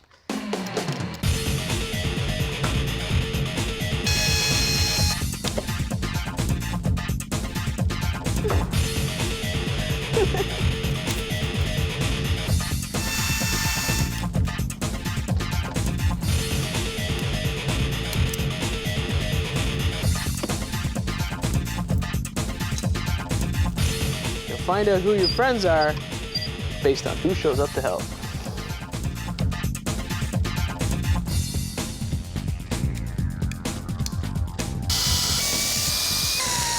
Now the rest of the audio in this truck is pretty intense, but what else would you expect for the Suburban Gorilla? And all the power feeds are ran, and it all starts with an in-dash Icon TV 4100 DVD player. Now not only is this an AM, FM radio and CD player, it also will work as a video source for the rest of our gear. Now from there, it's going to travel through a switcher into a motorized 7-inch screen for the passenger to watch when you want to watch a DVD. This can switch between either the DVD, the backup camera, or even the game console that we put inside. Now we also had to run wires all through the harness, down the floor, up the B-pillar, into the back. Now Icon has won more awards than any other video manufacturer in the market. So in the back seat, you're just going to love watching twin overhead widescreen ultra high resolution monitors with built-in dome lights. And then back here, last part of the harness, it's the backup camera we talked about. All we got to do now is put all this stuff in the truck. A lot of stuff.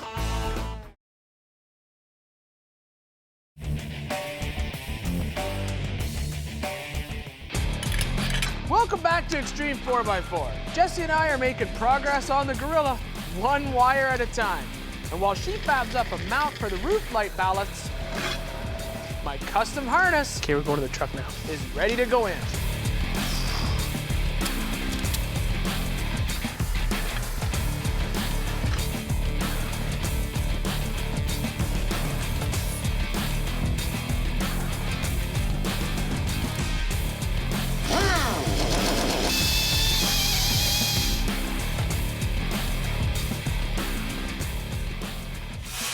While Ian hooks up all that wiring inside the truck, I'm going to be working on the components in the doors. These are fiberglass both inside and out, and they come with the hardtop body kit.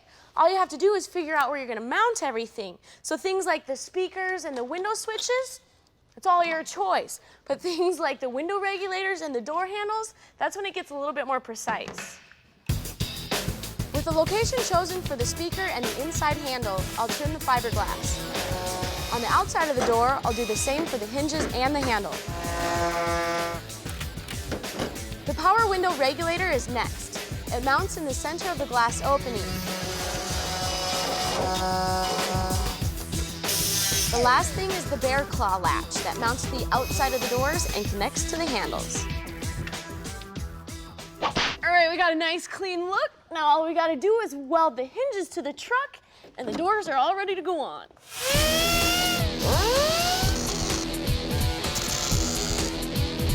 It's gonna hold.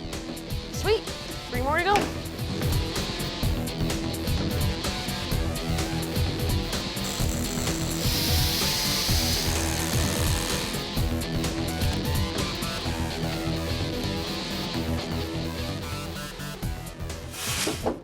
Now, if the front door is in place, you can start to check the clearance for your dashboard.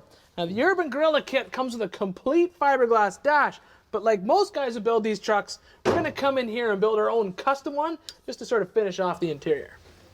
Our dash is a pretty simple design and will be made out of pre-bent exhaust tubing.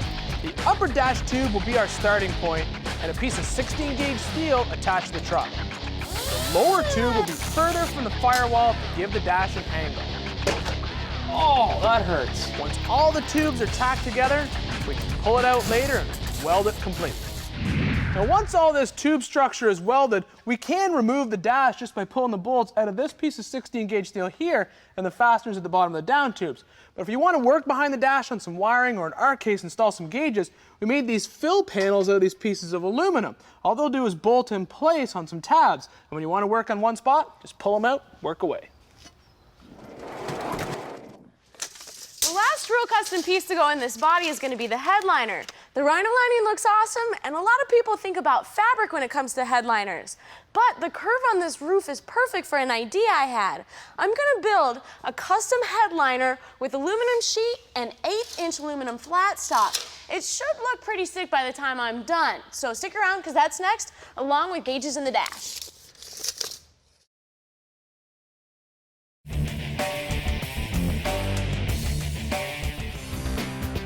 Welcome back to Extreme. We're headed down to the tech center into the muscle car shop, where they have a shear big enough to cut our aluminum for the headliner.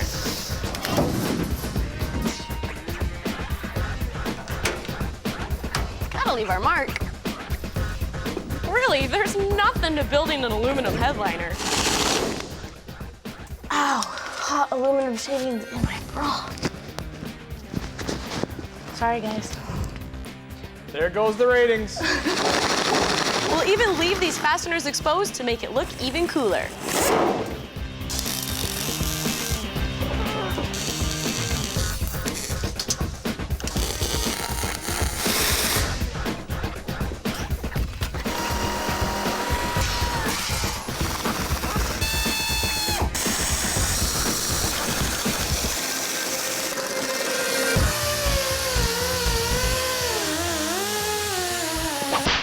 Now, this aluminum fill panel that'll bolt into our dash is going to be filled with Autometer carbon fiber gauges. Now, not only do these gauges light up with an intense light that the color is changeable depending on the interior of your vehicle, they also just look great, and they're really going to match the steering wheel that we put inside the Gorilla.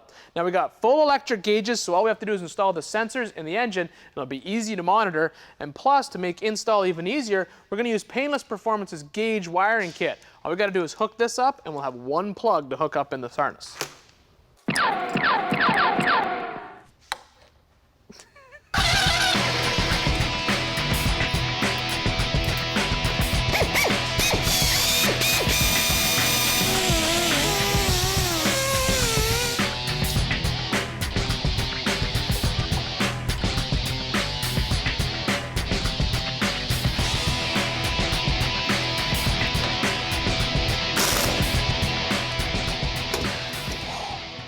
All right, the the headliner's in, the seats are in, and I've already installed one of the overhead screens.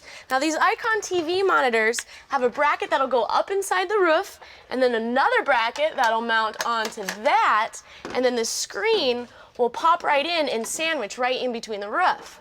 All of a sudden, there you go. You got TVs in your ceiling, dude.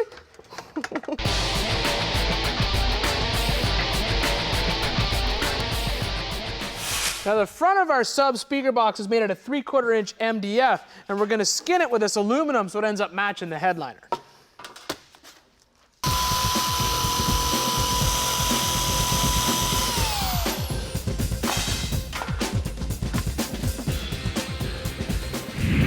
So there you go, guys. The whole interior to the Suburban Gorilla is pretty much done, and it looks awesome. I mean, for only spending 60 bucks on exhaust tubing, the dash is perfect, especially with all those extra components in there. And that aluminum headliner, Jess, when you first told me about it, I thought you were crazy, but I gotta say, you pulled it off. Thing looks great. And now the screens are in place, it just sets the whole truck off. And the coolest thing about those screens is you can switch between video sources like that. Bam! Watch whatever you want. Even Extreme 4x4. Live. Almost live. No, live. No, live. Bye now.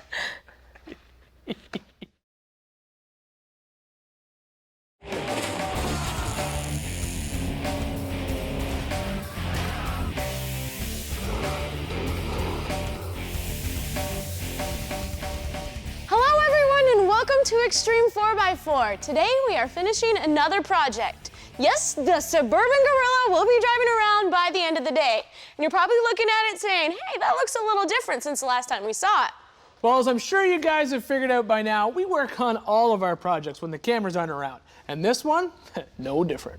The last time we worked on this truck, we had just finished up the interior with all the wiring and accessories. Then with the electrical completed, we went to pick up our frame from the Rhino lining dealer. At Rhino Linings of Middle Tennessee, they first prep the frame with a primer before rolling it into the spray booth for a good coat of truck bed coating. The coating is a rubberized sealant that will not only protect our frame from rust, but it's also chemical and abrasion resistant. Once we had the frame back at Extreme, we put our mock-up axles back under it, and then lowered the body back onto the frame using new body isolators from LMC Truck. So with a rolling chassis again, it was time to deal with the body and the paint.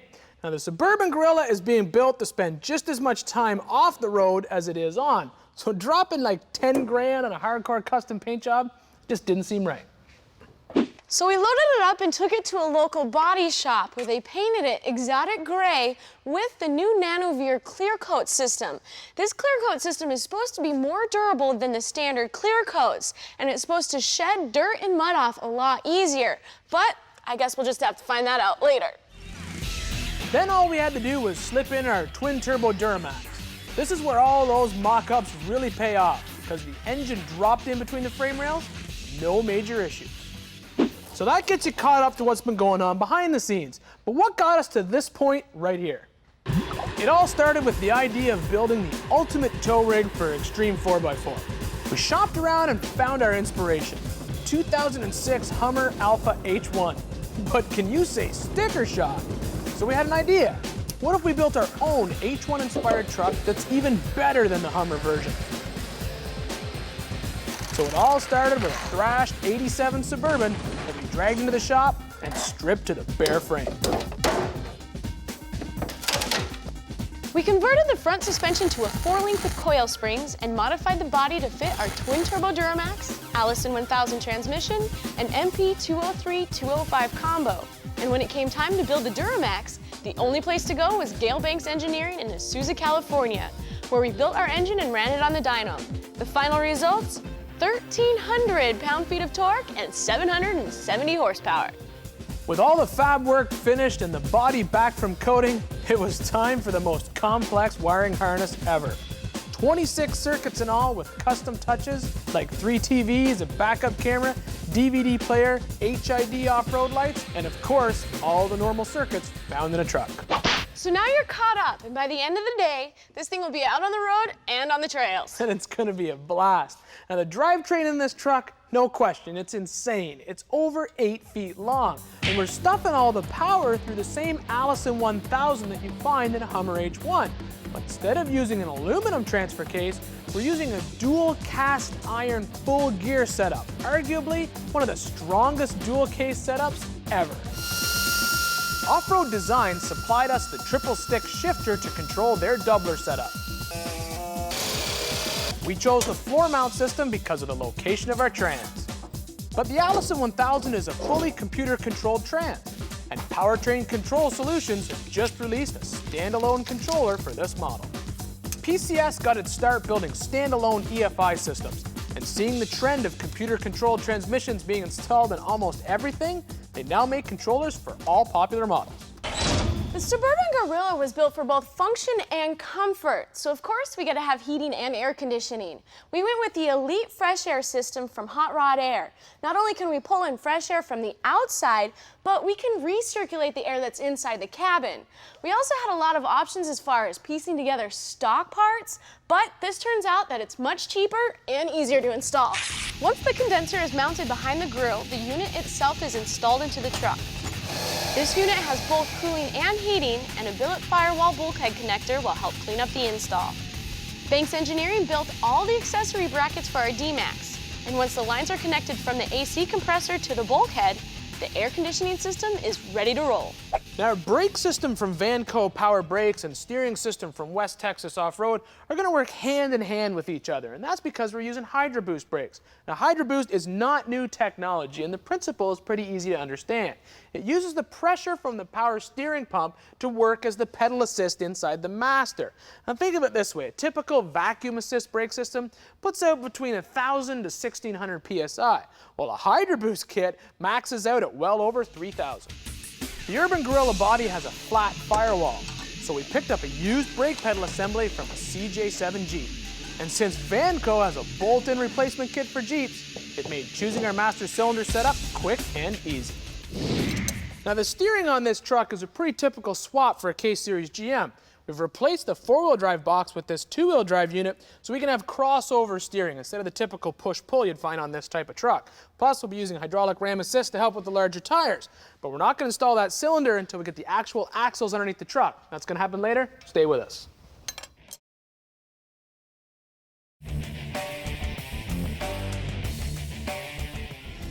Hey everyone, welcome back to Extreme and the completion of our Suburban Gorilla project. Now, we still have a ton of parts to put back on this truck after stripping it down for coating, but by the end of today, you're going to hear this Gorilla roar to life. The truck has been rolling around on mock-up axles until today, but we had put on our wheels and tires ahead of time so we could determine our ride height. Now, we wanted a tire that's considered a tweenie, that's comfortable on-road yet capable off-road. And this 38 by 15.5 Mickey Thompson MTZ is that tire. Its radial construction is perfect for on-road, but its aggressive lug pattern will still give us off-road traction. Plus, it's a D low rating, which is perfect for towing, exactly what we built that truck for. Now, we wrapped these tires around a set of classic two wheels, also from Mickey Thompson, 20 by 10s. Now, we're using a 20-inch rim for a couple of different reasons. We needed to run a 38-inch tall tire on the Gorilla to fill out the wheel well, as well as give us good ground clearance. But if we run with a smaller diameter rim, we would have had a big sidewall that could possibly float on us when we had a trailer on the back. So with a 20-inch wheel, we end up with a nice sized sidewall, really reasonable on the road. And then plus, we need this 20-inch rim to clear the brakes that we're going to be sticking on that truck later. Now, the coolest part about this tire and wheel setup is what you don't see. The H1 that inspired our Gorilla had internal bead locks, so of course, we gotta have them too. Inside each and every one of our tires is a Ston internal bead lock. It's an inflatable inner structure that locks in the inner and the outer bead, so your tire can't fall off your wheel. Plus, it's DOT approved and competition tested. Now, installing this bead lock system may require moving, or at the very least adding a secondary valve stem to your rim, like we have to do to our spare here. That's all right, we're going to do that anyway, because we're going to be installing PowerTank's new monster valves on all four wheels. These wheels will allow us to air down our 38-inch tires in less than half the time as a conventional valve stem. And you guessed it, because of their monster size, we'll be able to fill up that 38-inch tire using their PowerTank CO2 tank, thanks to the compressed air that's bled off the CO2 through the regulator. With the truck in the air, we're gonna go ahead and install the exhaust. First, finding a place for the muffler and then mounting it securely. Then we can start at the turbos and work our way back. We're using 3-inch stainless steel primary tubes into a 3.5-inch cherry bomb metal cap. Now before we went ahead and finished out our exhaust, we already installed our 40-gallon fuel tank, make sure we had clearance for everything. And obviously, as you saw, we had to bring the tailpipe out through the fender well and down through this back part here. And with the fuel lines attached to the tank, we're gonna go ahead and install this Holley black fuel pump onto the frame rail. Now this fuel pump will deliver a regulated 10 PSI charge to the back of the lift pump on the Duramax.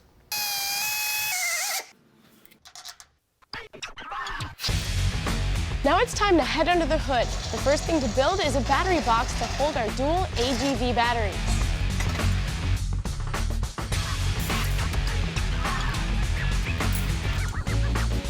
Once it's fully welded, it will get a coat of paint before being mounted to the firewall. Stay with us, and we'll be right back.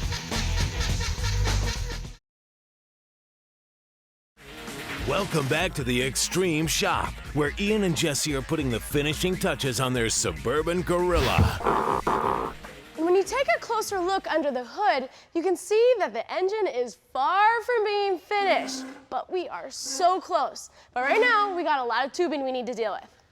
Now the key to building power in our Duramax is obviously a cooler, denser air charge. And although it would be easier just to come out of the turbo and right into the intake, we'd be robbing ourselves of tons of power. So right here on the front bumper, we got to put together a stack of heat exchangers. That whole pile is going to start with the radiator. This is a unit from a 2005 Duramax pickup that we've already mounted 2 oil coolers on, one for the transmission and one for the power steering fluid. Next goes the air conditioning condenser and then the 2 intercoolers. With everything mocked into place, you can get an idea of all the tubes we have to make. The intake charge will go from the turbo into the intercooler, out of the top of the intercooler and into the intake.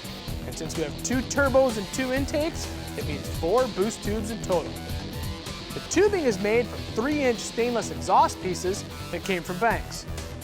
It came as a big box of bends that we're cutting up to build each tube. The most important thing to remember is to not compromise the bends in the tubes. This will restrict airflow. That means making sure that all the angle pieces meet square so you're not filling in the gaps. Since we now have a wicked PowderX powder coating booth in the tech center, we're going to coat the outside of our tubes red to match our intake. Once the powder is sprayed on, the tubes are baked in a 400-degree oven for 10 minutes.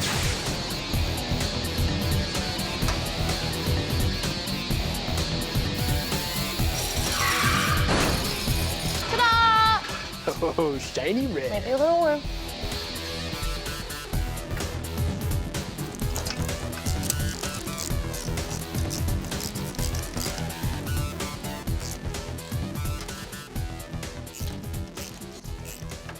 Our crate engine came with all the wiring it needed to make it run, including the Bosch ECU, the glow plug timer, and the relay box. And I know this looks like a complicated mess, but really all we need is 12-volt constant and switch power to the feeds. As I'm sure you guys have figured out by now, unfortunately, there is no way we're going to get the Gorilla on the road today. As you diesel guys know, it can take a couple of hours just to prime the fuel rail in our Duramax to get the thing running. And besides, the truck's still sitting on its mock-up axles. Sometimes there's just not enough time in the day. But speaking of axles, the axles for this truck just showed up.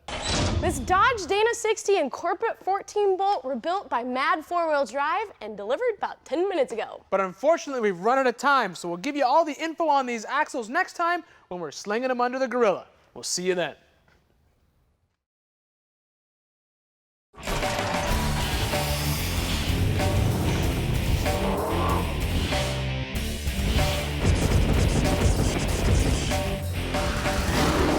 Hey guys, this is it, the day that I know we've been waiting for, and I'm sure you have too. Yep, call it the finale, the button-up, Stephanie, completion. What else? Stephanie, maybe the putting to bed of a project. Basically, by the end of today, everything on the Suburban Gorilla will be finished. Things like the cooler lines, the air filter, the intake tubing, Steering linkages, the axles. Let's show them what we're talking about. right on.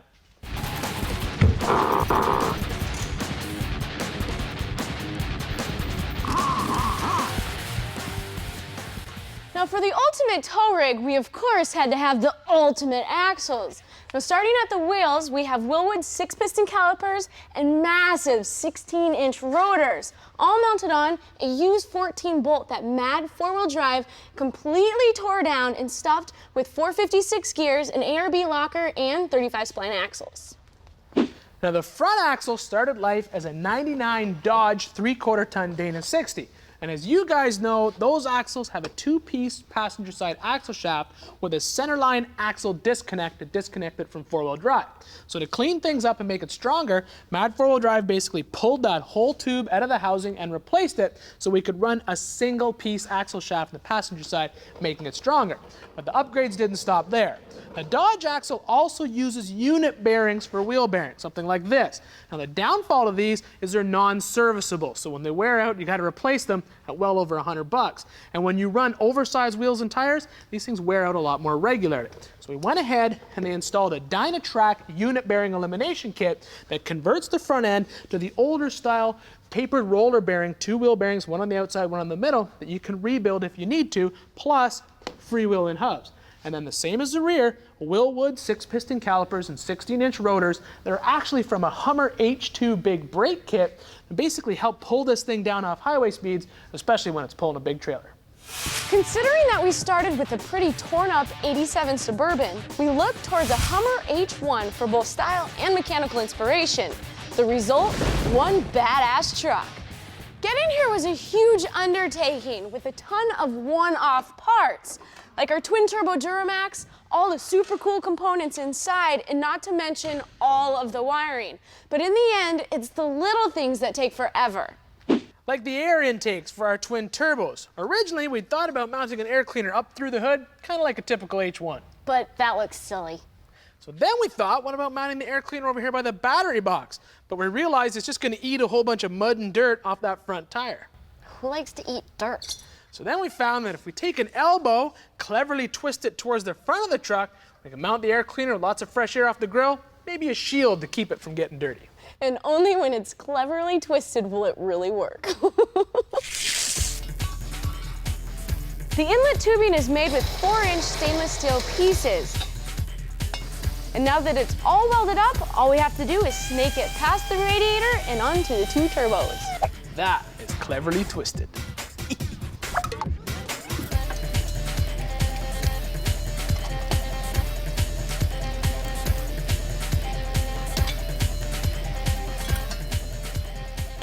Now, if you remember, we replaced our typical 4-wheel drive steering box you'd find on a K-Series truck with a 2-wheel drive box conversion. That does a couple things for us.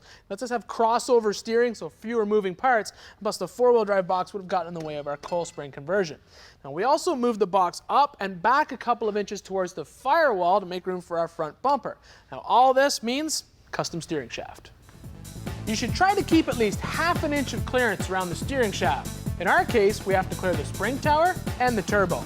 Then through the firewall where we'll hook it up to the steering column. The Gorilla requires a lot of hydraulic line for the power steering, the hydro boost brake, and of course the hydraulic ram assist.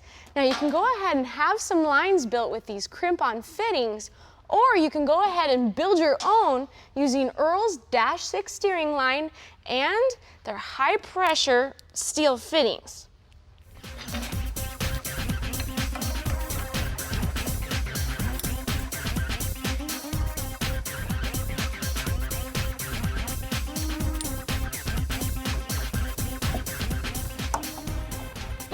The Allison 1000 transmission we put in this truck was obviously the best choice for towing and heavy-duty applications. But the problem is the model is so new that nobody is making parts to support this type of transmission. And with the cooler lines, we had a real problem.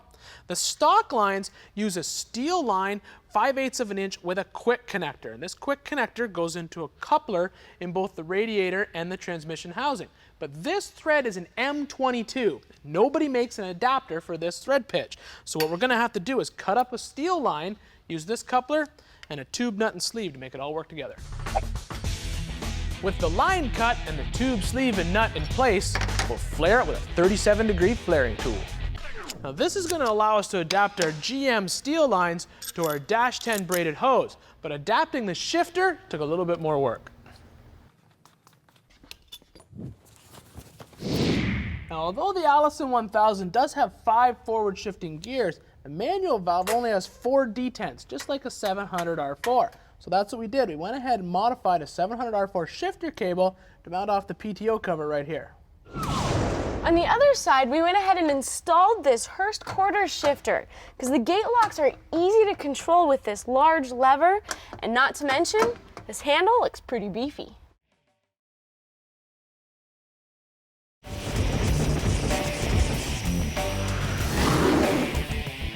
What started as a small annoyance in our drivetrain turned into a huge endeavor. Our Allison 1000 transmission will not change gears if it doesn't know how fast the output shaft of our transfer case is turning.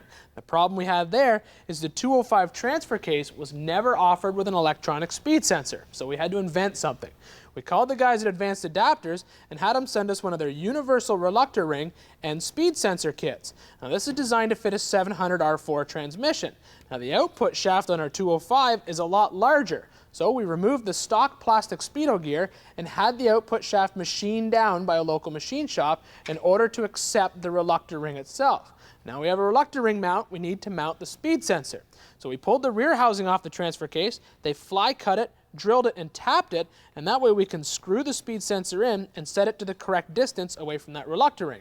And once we put this housing on the back of the transfer case, we'll be good to go. While we're at it, we're going to update the output flanges on both front and rear to these 1350 units we got from Quad 4x4, as well as install some Dynotech 3-inch heavy-duty drive shafts. You know, the end is near when the fluids are going in. But when we're always out on the road, people ask us, how did you get that shifter to work? Or how did you get that throttle position switch to fit on that motor? So that's what we're doing today. While we finish up this project, we're answering some of those questions that you guys have for us, like the power feeds to the rear-mounted winch. When we mounted this 12,000-pound winch, it came with power feeds that are about 6 feet long. But what do you do when the battery is over 20 feet away? You obviously need new cable. So we're replacing this with Streetwire's zero-gauge cable and attachable end pieces. Now there's a couple of benefits here. Number one, we can cut it to length off of a 50-foot roll. And number two, there's less resistance in this cable, so there's going to be less voltage drop across that distance. And that's because of the stranding inside the cable. Now a lot of people think that electricity flows through the copper inside a cable, but it doesn't. It actually travels on top of it. So when you have a multi-strand cable like this, there's just less resistance, more places for the electrons to flow. It's just like adding more lanes to the freeway during rush hour. Radiator hoses can be complicated. There are aftermarket hose kits like this metal one with an adapter, or even a rubber universal fit hose. But we wanted to go with an OEM style, and there's a couple ways you can do that in the custom world. You can take a welding rod and bend it in the shape that you need it to go, take it to the parts store, and match it to the closest hose that fits. Or when you're at the parts store, just ask if you can buy a bunch of hoses and return the ones that you didn't use, which is exactly what we did with our upper hose. Now the 2005 Duramax radiator is a closed cooling system, which means it doesn't have a cap in it. So we went ahead and mounted this AFCO recovery tank, and you're going to want to make sure that you mount it as the highest point in the entire system. Now the guys at Mad 4-Wheel Drive didn't have any heavy-duty diff covers available for our axles. So they shipped them here with just the stock stamped steel pieces. And if we back into a rock with these on the trail, it could possibly damage the gear set. The guys at Great Lakes Off-Road hooked us up with these heavy-duty tread plate units that'll definitely protect everything inside of our axle. And with this last little piece taken care of, we're ready to hook this beast up to the trailer.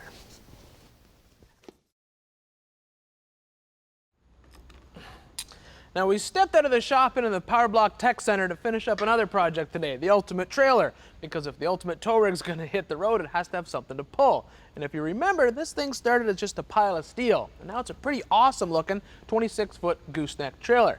Now today we're going to be tackling all the wiring for the lights. And although that seems like a big job, our blueprints actually came with a complete wiring schematic. So all we got to do is follow this, mount the junction box up on the gooseneck, easy as pie. We held off on installing this upper cross member until today for a couple of reasons. One is we wanted to make sure that the height of the gooseneck was the correct height for the gorilla. And two, we wanted to make sure that the winch was going to actually clear the camper. Thanks, Daniel. Now this worn 4700 workhorse winch is going to be mounted to the center of this cross member. Now the breakaway box for the electric brakes includes this small 12-volt battery that gets charged when hooked up to the truck. But we're going to use this AGM deep cycle battery instead. That way we can power the winch and still get that 12-volt source just in case the trailer decides to break away from the truck.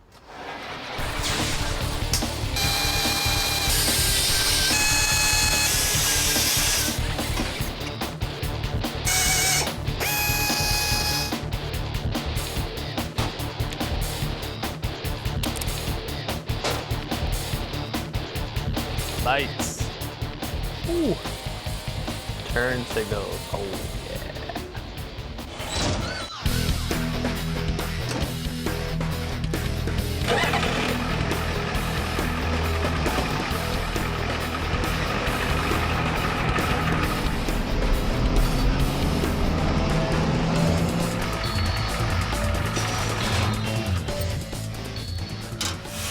Well, there you have it, guys. The Suburban Gorilla, our ultimate tow rig, is buttoned up, and the ultimate trailer is finished, and the package is ready to rock. Now, this has not been an easy project. Tons of one-of-a-kind parts and a lot of work went into this thing. And I'm sure the question all of you guys are dying to ask is, was it worth it? Well, let's have a look and see what we have here as a total package. A wild-looking, one-of-a-kind truck powered by a monster twin-turbo D-Max, Allison 1000 and triple stick transfer case combo, bulletproof axles front and rear, and 38-inch tires. Basically an extreme package for an extreme show, and that's exactly what we're gonna do next time. Take the whole thing out and test it. We'll haul on the highway, we'll camp at the trail, and then we'll pull a dead vehicle off the trail with our tow rig, and then we're gonna haul the whole thing back home. I know I can't wait, I'm sure you can't either.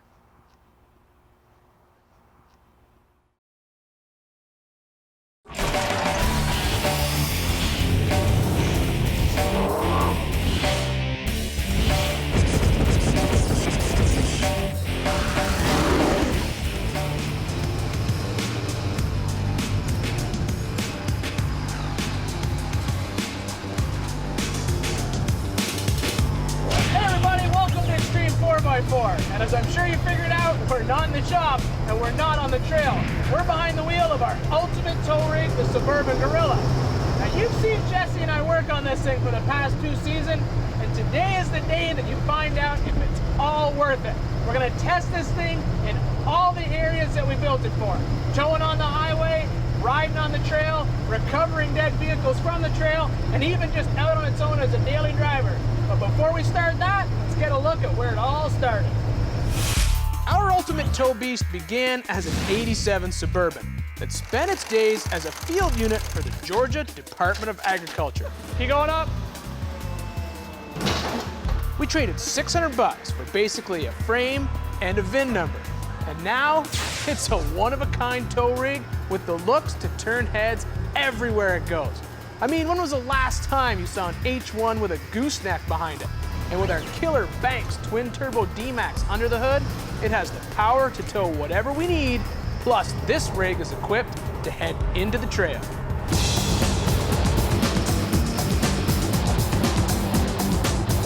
Now, Gale Banks is known as the no black smoke guy. But the issue we have here is space really limits the size of our intercoolers. So we don't have that ideal fuel to air ratio. But at the same time, it's kind of cool to have all that black smoke coming out the back, isn't it?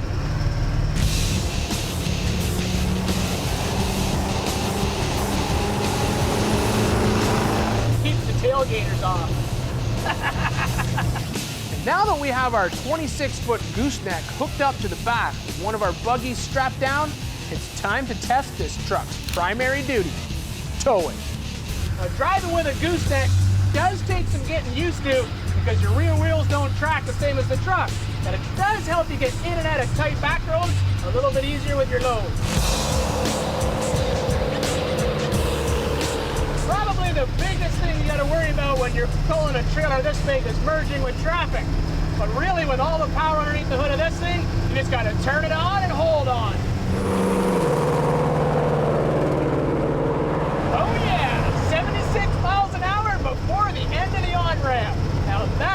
Still only a good performing truck.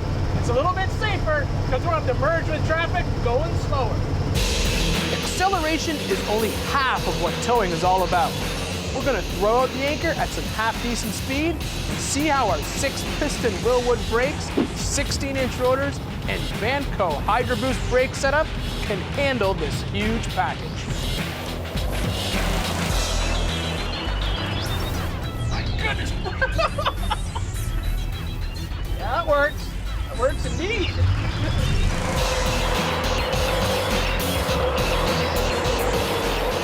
Pretty much the only thing we have to work on right now is the shifting in the transmission. It's a little too firm. Now that's better than a sloppy shift where the clutches are actually burning up. But at the same time, you don't want it shifting so hard you think you're gonna break the drive shaft in half. Now really the only way to do that is we're gonna have to slowly calibrate this transmission computer. Just get used to this motor and this drivetrain. All it takes is time.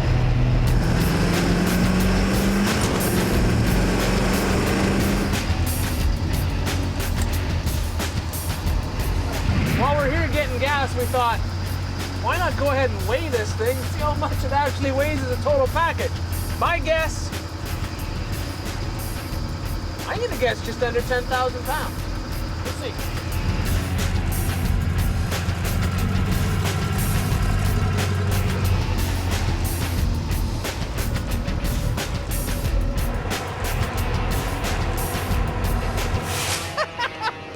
My truck isn't big enough. Hold on.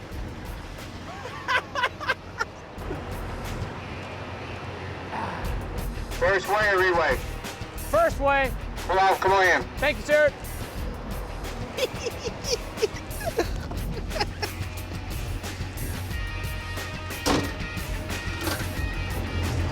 Now we get to go see how much we weigh.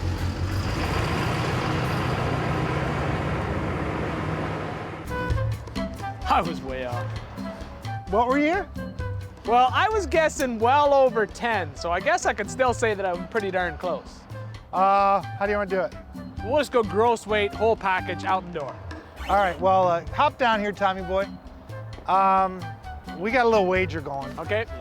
What, All right. what number are you at? 12.3. What number are you at? 13.2. Dude, you guys are wrong. We are a total weight of 18,700 pounds. No wonder it's working pretty hard on the highway. You get to keep your 10 bucks. Coming up, our monster tow rig boldly goes where no 9-ton package has gone before. Will it pass the trail test? Find out.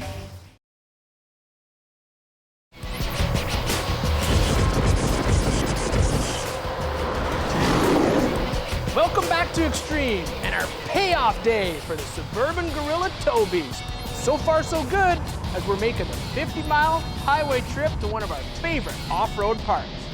We added all the serious off-road stuff to this truck, like air lockers, low gearing, 38-inch tall tires to get it into the trail and recover vehicles if needed.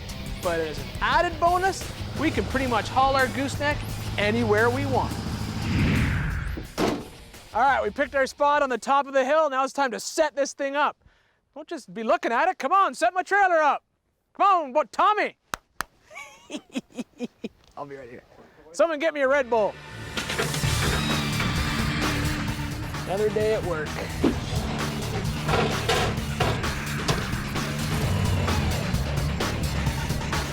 That should be good right about there.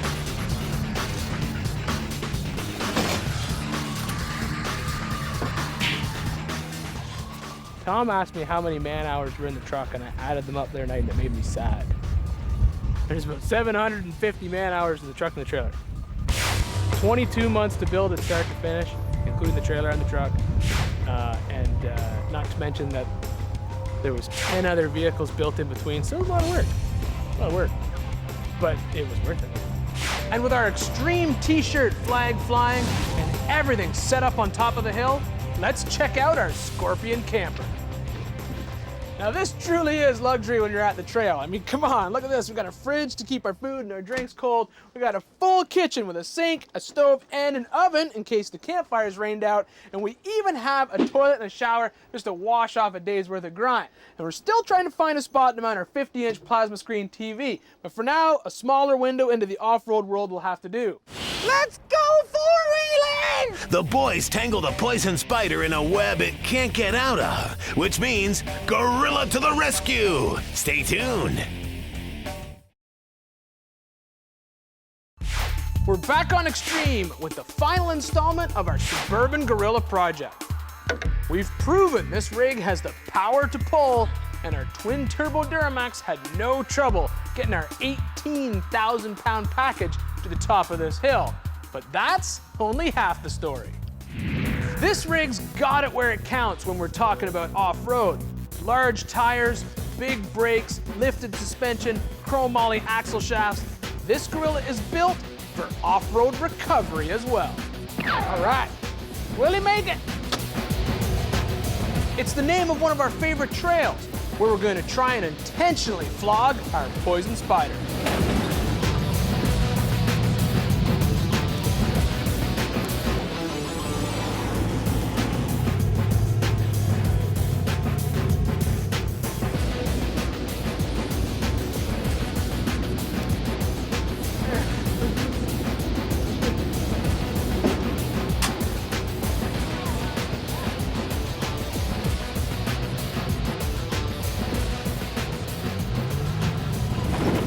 Rolling the spider on its side is easier said than done.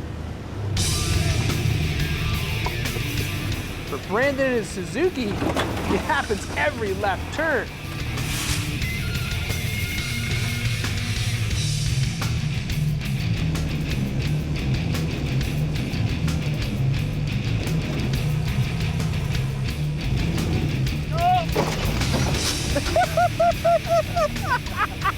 Well, I don't think I can drive out of this one, Tom.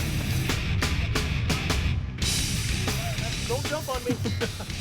Well, now we have a situation where normally if you're wheeling with your buddies, one of them would probably have a winch, be able to flip you back over. But what if you weren't? That's what we built the Gorilla for. That's what we're going to test next.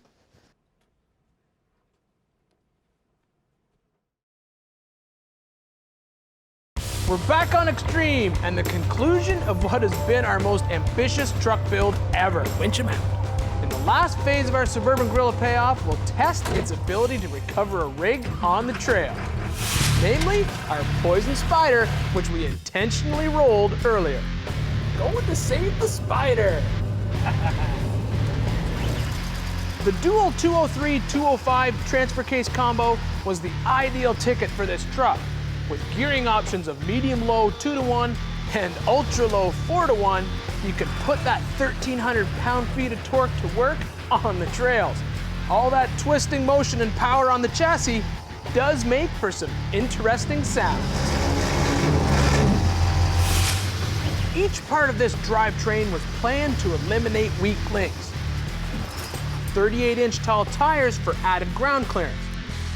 Full gear cast iron transfer cases for increased strength, 35 spline chrome moly superior axle shafts, and aux joints to prevent axle breakage. Plus the power from the twin turbo Duramax, all in an effort to build a tow rig that can handle any trail you can throw at it, as long as it's wide enough to fit the width of the truck, 8 foot 6 inches. Now this is why we put 2 winches on this truck, one on the back and one on the front, because I can't turn around. Now this thing can haul 12,000 pounds, and since our total rig as we weighed it today was 18,000, we know that we're dealing with some serious weight. Now the spider itself, it's only about 4 grand, so you have no problem putting that sucker back on its wheels.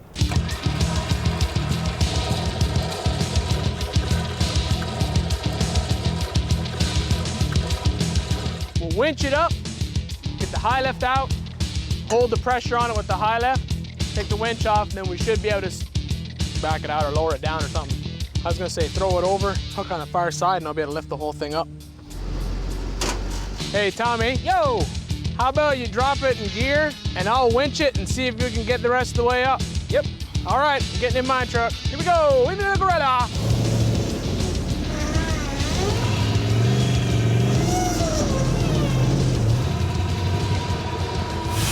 recovered. Test number 3, pass. Great recovery, Tommy. Thanks, bro. Now there you go. The Suburban Gorilla has shown that it can do everything we built it for. Tows great on the highway, works great as a daily driver. It's a little bit of a beast, but not that you wouldn't want it to be. And it works as an awesome trail recovery vehicle. And don't think this is the last you're gonna see of this rig, because it's gonna be hauling our projects to the trail forever. Oh yeah.